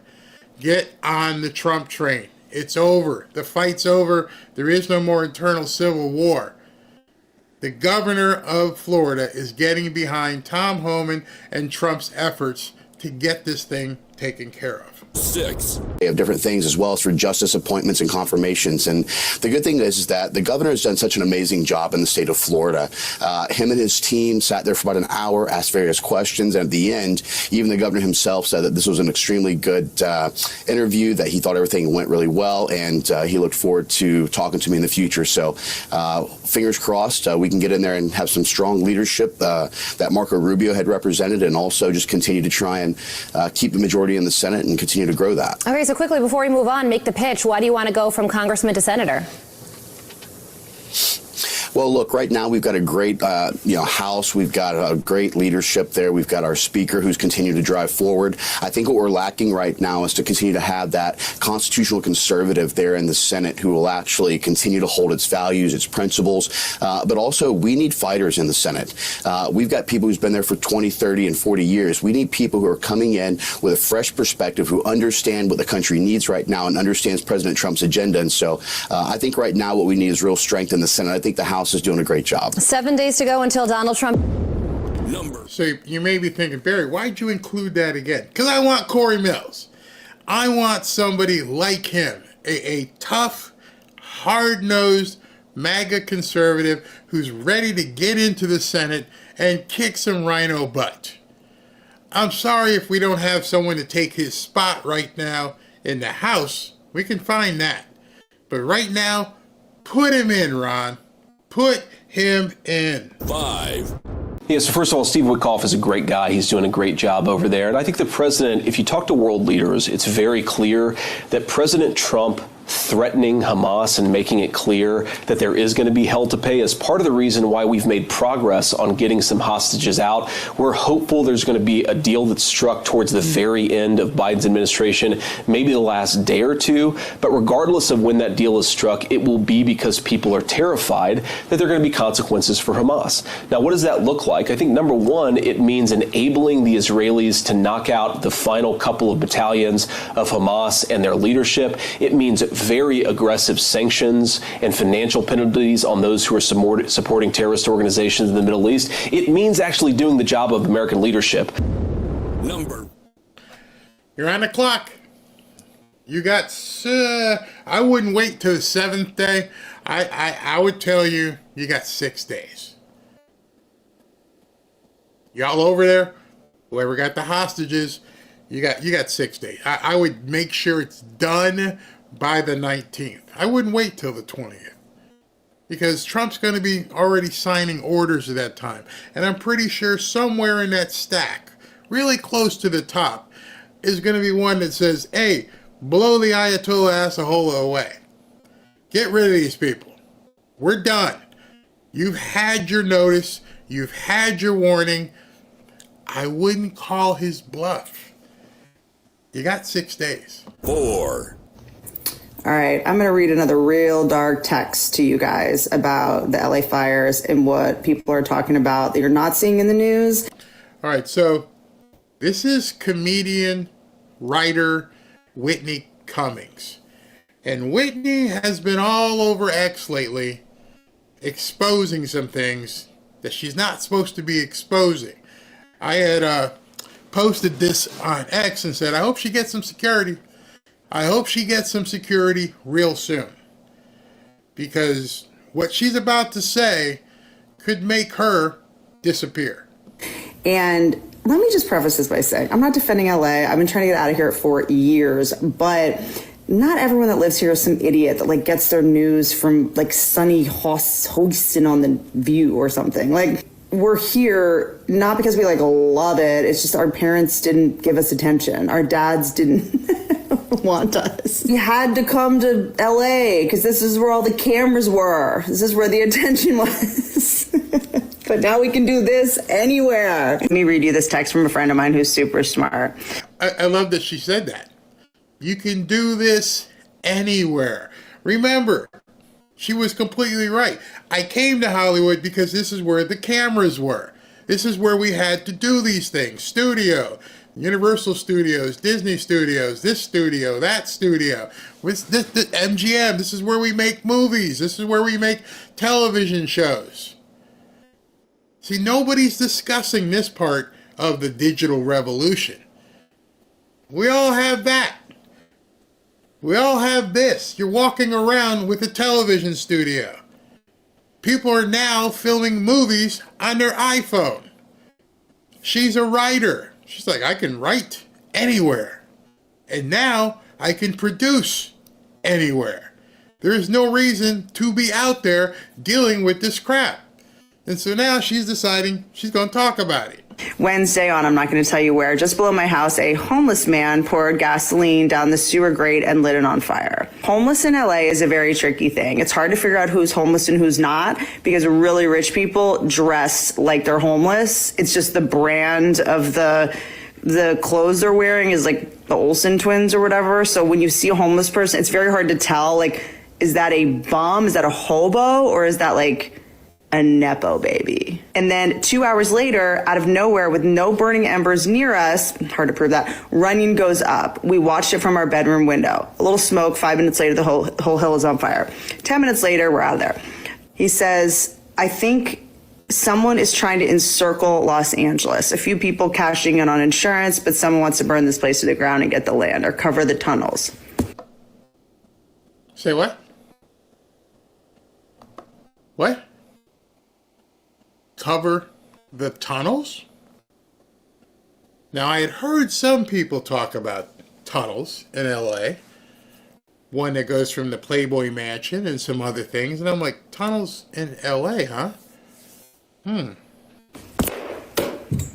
Ow. Hit my head. The tunnels, dog? I really don't have time to take on LA tunnels, so I will. So she's about to break something out about the LA tunnels. I'm going to have to get me a big old bag of popcorn.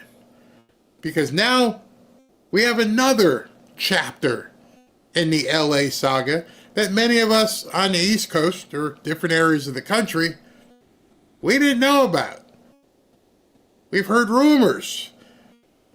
Tunnels? I thought the tunnels were what the coyotes and the cartels, but there's other tunnels that go under some of these mansions so that they could bring what back and forth between these tunnels? There's something weird going on in LA. You got the other guy talking about depopulation. You got Gavin Newsom dancing about doing something. There's something weird happening in LA. I'm not being conspiratorial. There's just a little bit much.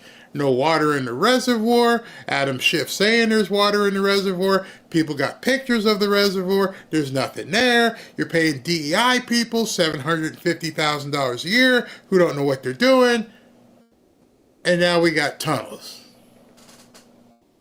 Tunnels. Number 3.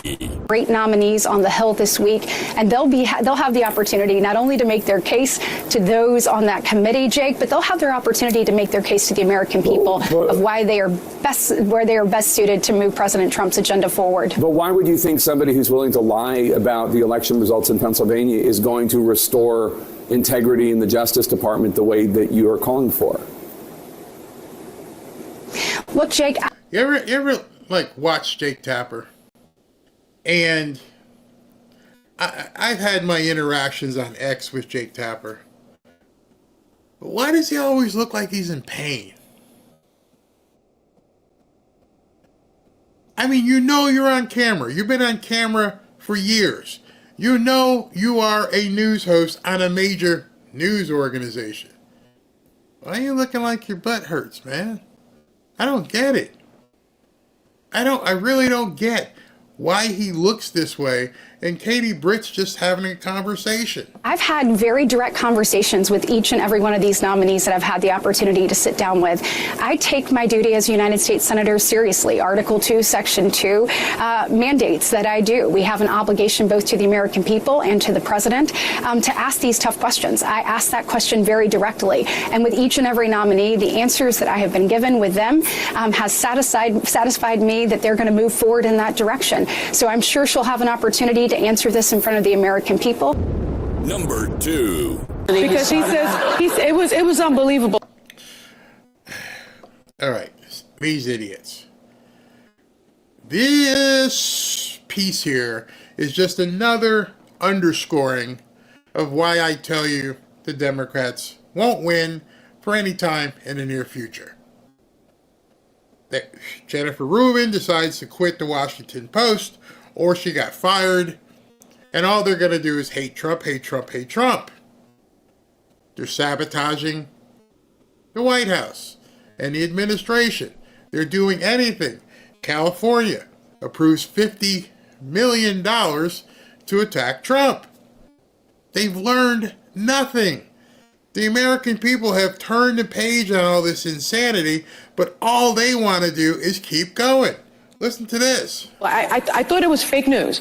He said that California's woke politics and DEI are the reasons for the fires because Newsom has been tearing down dams because Native Americans, but he called them Indians, wanted some of the river back so they could catch salmon. And Gavin didn't just knock down one dam for the Indians, he knocked them all down. He knocked down 4 of the dams. I'm sorry, this is stolen land, first of all, okay? California. I was surprised she went there. I know she's a moron. You guys have seen her and know she's a moron. But to come out and say that? I thought she was going to attack Trump some other way. I'm sorry, it's stolen land. These people are just complete morons.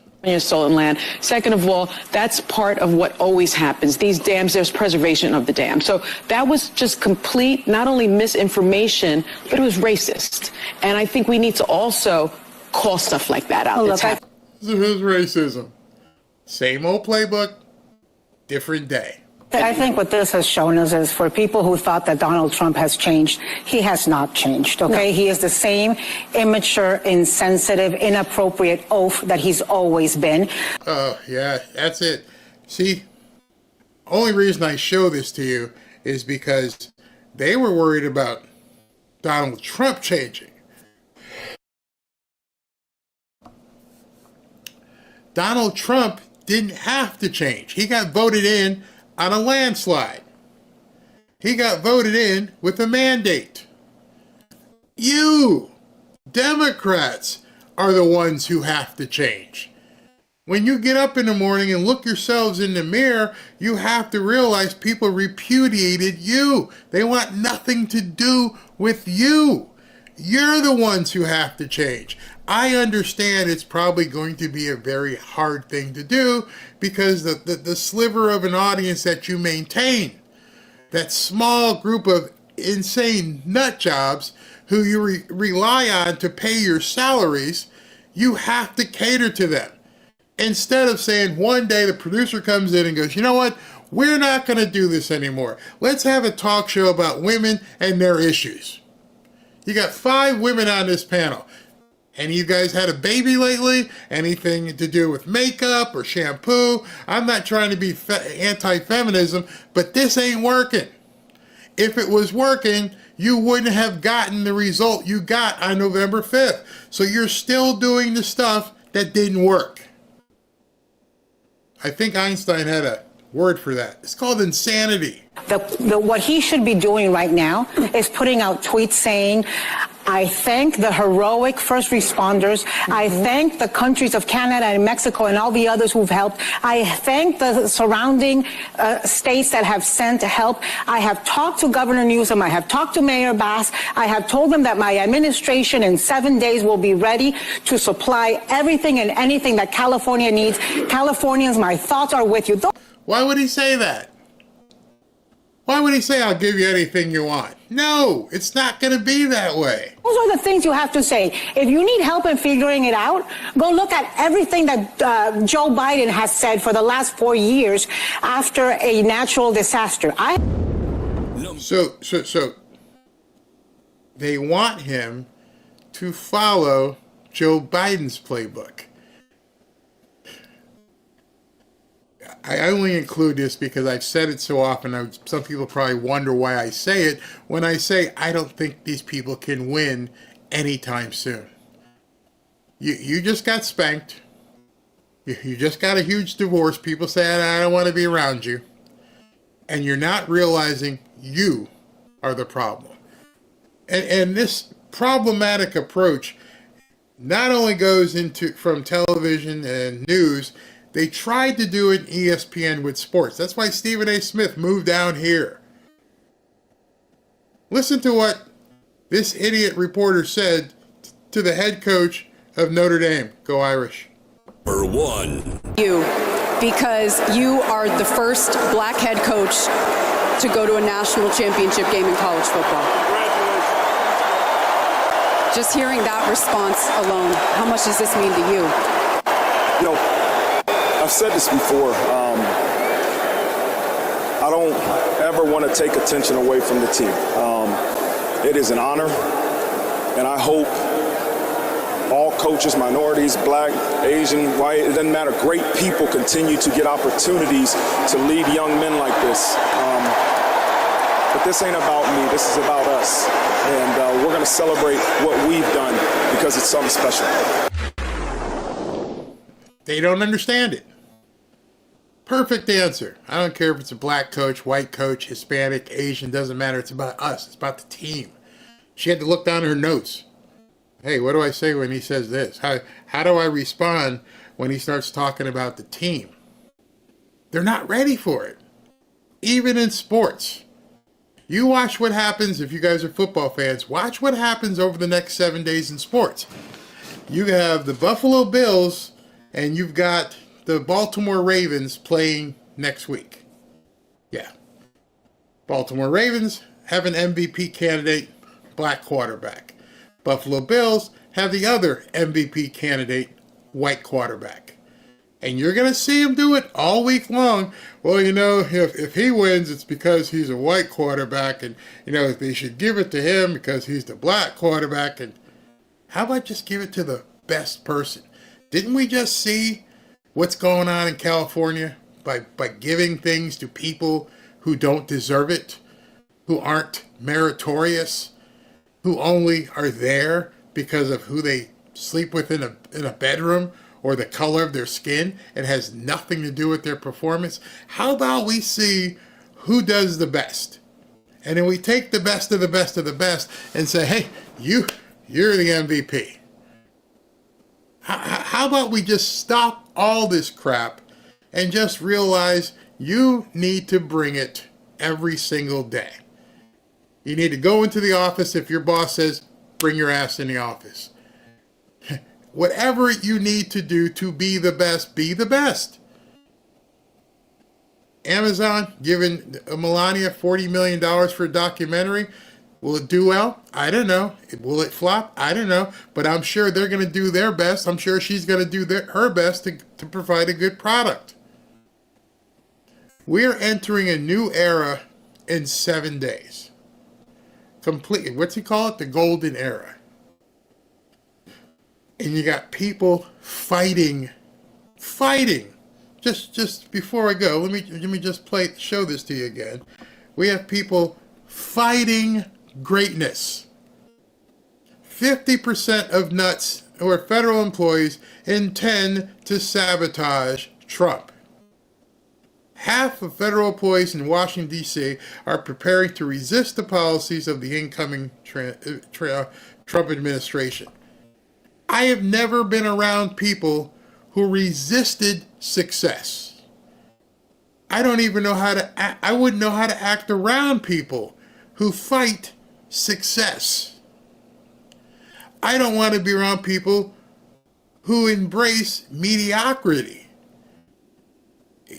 We have got to get these people's brains completely changed and understand we all need to shoot for the ring. It was funny, I woke up this morning and I posted on X that I was number 5 in the country on live stream news shows. And I'm like, yeah, that's okay. It sounds good. I love that you guys watch. But at the same time, I realized I was number 5 because most of the big dogs took the day off. There was no Dan Bongino show. There was no Patrick Bet-David show. There was no Benny Johnson show. I know I need to keep bringing it every single time I get in front of this camera. Competition is fantastic. Competition builds character. Competition helps you get better monetization. Competition helps you build bigger audiences, helps you succeed, and we got this mentality. 50% of people, before he even gets there, are saying, let's make this fail.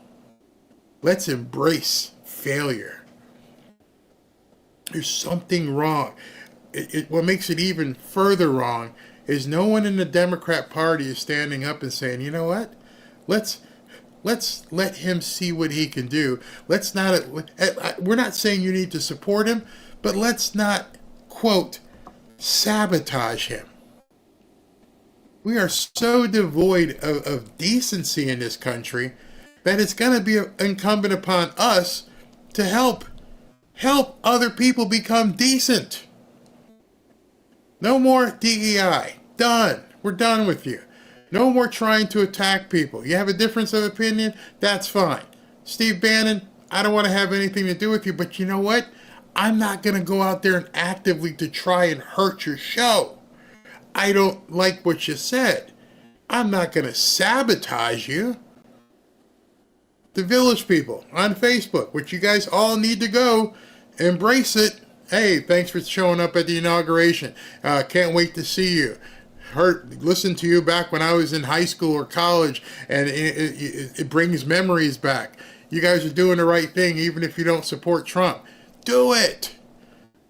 Don't be that kind of person. Don't be that. That's scum. That is so anti-American. Don't be like that. Don't close yourself off. If you don't like the fact that Trump likes H-1B visas, that's fine. You don't like it. That's what he wants to do. Don't sabotage it.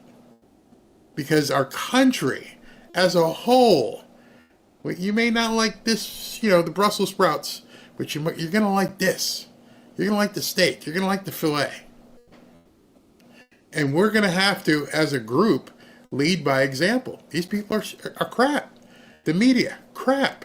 50% of government employees, crap.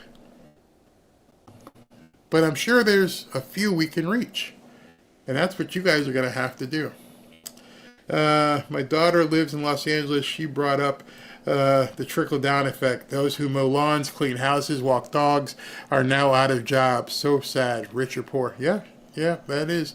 Marxism is for idiots that are easily duped. They think they're the smart ones. There's no evidence of that.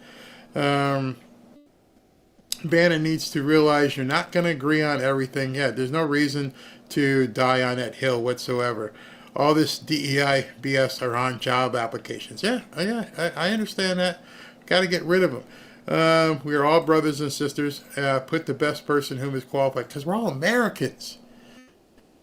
Yeah, that is not doing government work when they plan things like that. Now, those 50%, I wish we could fire them. That's another problem with government. You don't have to perform, and you don't have to get fired for being a crap, employee. If I hear one more stupid stolen land narrative from a libnut's mouth, yeah. You're in America. This is it. It wasn't all good, but it is where we are. Barry John Fetterman is giving Trump a chance. Yeah. And now watch. He's going to get trashed. He's going to get absolutely trashed for even going to Mar-a-Lago. So what's that mean for you? That gives you opportunity to say thank you for even listening. Thank you for going down there and talking to Trump. He may not do the things. He may not vote for different things. We're going to know real quick. We're going to know real quick when we see these votes for the cabinet. Because wouldn't it be interesting if he starts voting for some of these people?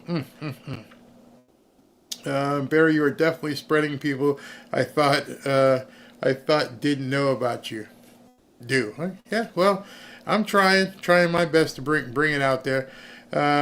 Maybe investors want to buy California property to build compounds. Imagine wanting to build property or buy land in California when the climate change, you're going to be underwater and California is going to slide off into the ocean. 50% want to fight, close down the departments. I'm good right there. I'm good with that. We have 4 seasons and it changes each season for life. Every single year. Who cares if they're gay? It's not for us, against us. Yeah. Like I said in my music, Elton John, Bernie Taupin, probably thousands more I grew up listening to. Didn't care. Smokey Robinson, maybe? I don't know. Super Bowl is in New Orleans on February 9th, exactly. All right, so I just want you guys to know, with everything that's going on, God wins. So just remember that. So let me go ahead and let you guys know here. Where is okay. If you'd like to join us over on X, go ahead and go to fanfareshop.org/group, and you can join in our free X group.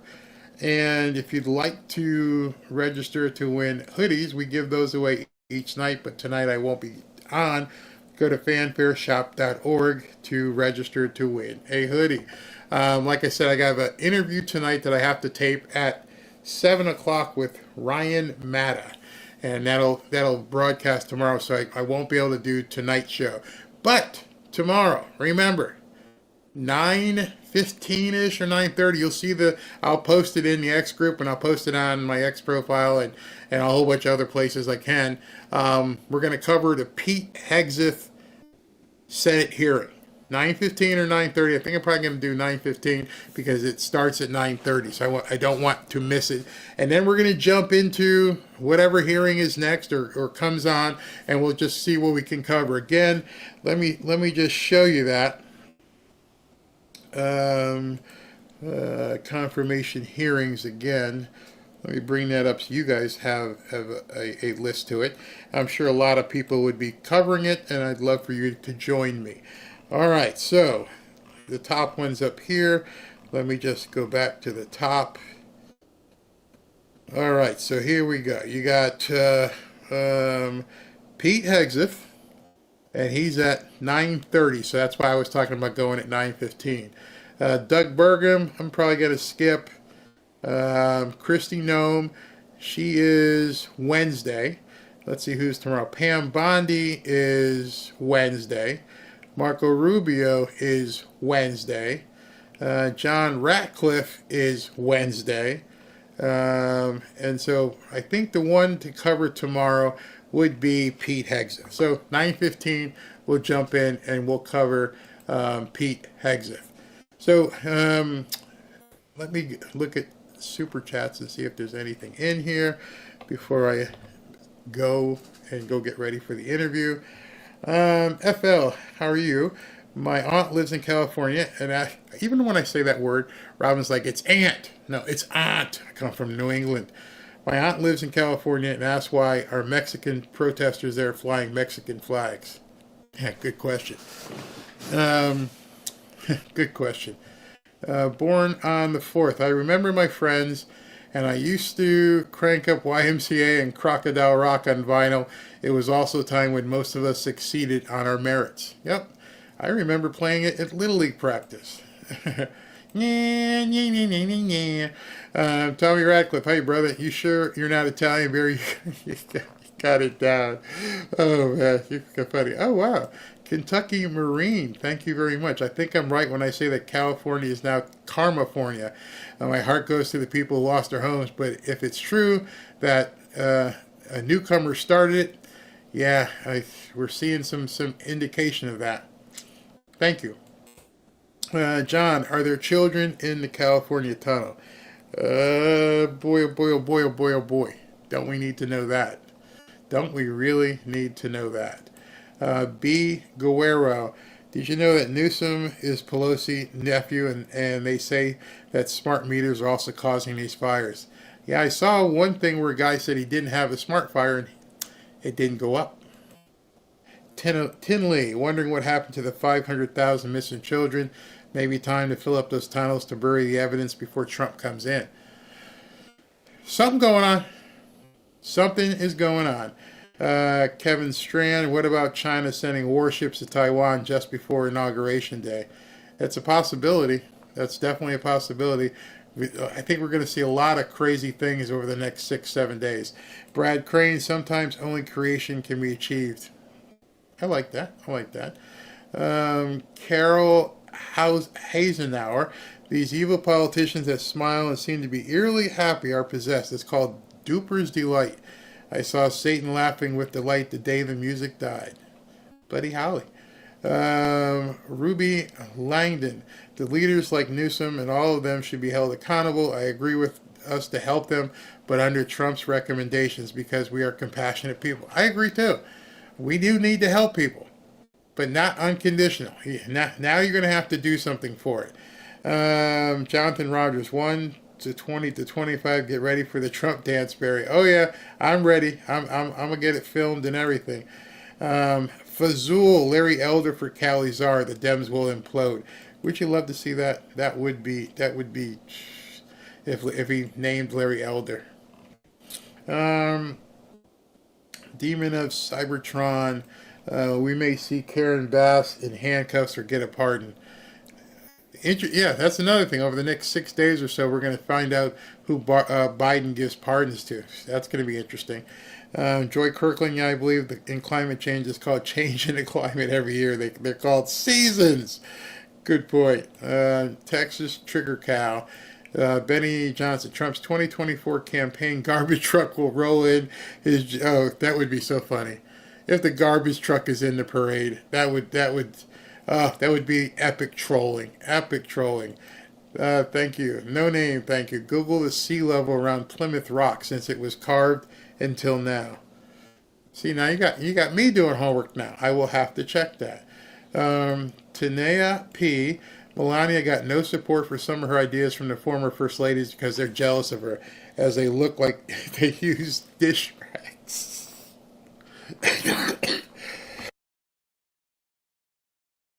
You can't make me laugh. Oh my God. That's too funny. They look like used dish rags. That's way too much. Victoria Winston. Thank you. People bashing village people on Facebook. So Victoria, I guess she already went to the page and they're bashing them. Screw those people. Screw them. Vishu, which means they need you. I love the village people. I saw them live opening for Cher during her first retirement tour. They're great. Macho man. No name. Awesome that our first lady won't be Hillary, Big Mike, or Alice Cooper. Thank you, Victoria Watson. I'm serious. Go get on that village. Let me know what you say to the village people. I agree with Patty in the chat. The White House needs a good exorcism before willing to trust it with my president. And definitely going to have to be screened. No name for when you play the music and get fined. You too, you're a rock star. Thank you very much. Oh, they will. They will hit me up, but yeah, it is what it is. You get this once in a while. Loverly, have you heard anything sore about the black college band that was invited to the inauguration? They were getting a hard time about it. No, I didn't know anything about that. I'll have to look that up. I did not know about that. That's a shame if that's what's going on. Let's see here. Judy Russell. How does Martin Luther King holiday affect the inauguration Monday? Doesn't. Doesn't. That's the answer. Thank you, Sue Simon. Thank you, Rose Rohali. She says, I'm so excited for next week and this week. Thank you very much for all you do. Thank you very much for watching. And I think there's like just a couple more. Vercom praises. I'm more worried about his January 19th rally. Well, at least he's doing it indoors. So we should be able to do something about that.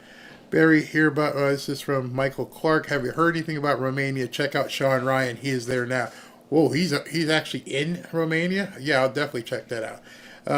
Deborah Lango, I received an answer on a comment on your Bitcoin from you. Said WhatsApp. Nope, not me. If you see anything about WhatsApp, if there's anything that says click here or click there, it's not from me. I do not do that. That's a scammer. David Cummings, 2017, my Instagram pager was taken out with almost 3,000 followers. I'm not alone. Our class action lawsuits in order. I would reach out and to Facebook support and see if they can't fix that. Trump is the pilot of the USA plane. No sabotage. Exactly. TL and then FL. Phil says my aunt listening. Okay, I got. So it means I've got everybody taken care of. All right. Well, thank you very much for tuning in. I'm going to go do my interview with Ryan Matta at 7. Can grab something to eat real quick, take some cough medicine, and be ready. Thank you all for tuning in for the 3 o'clock show, 3:30 show. Thanks a lot.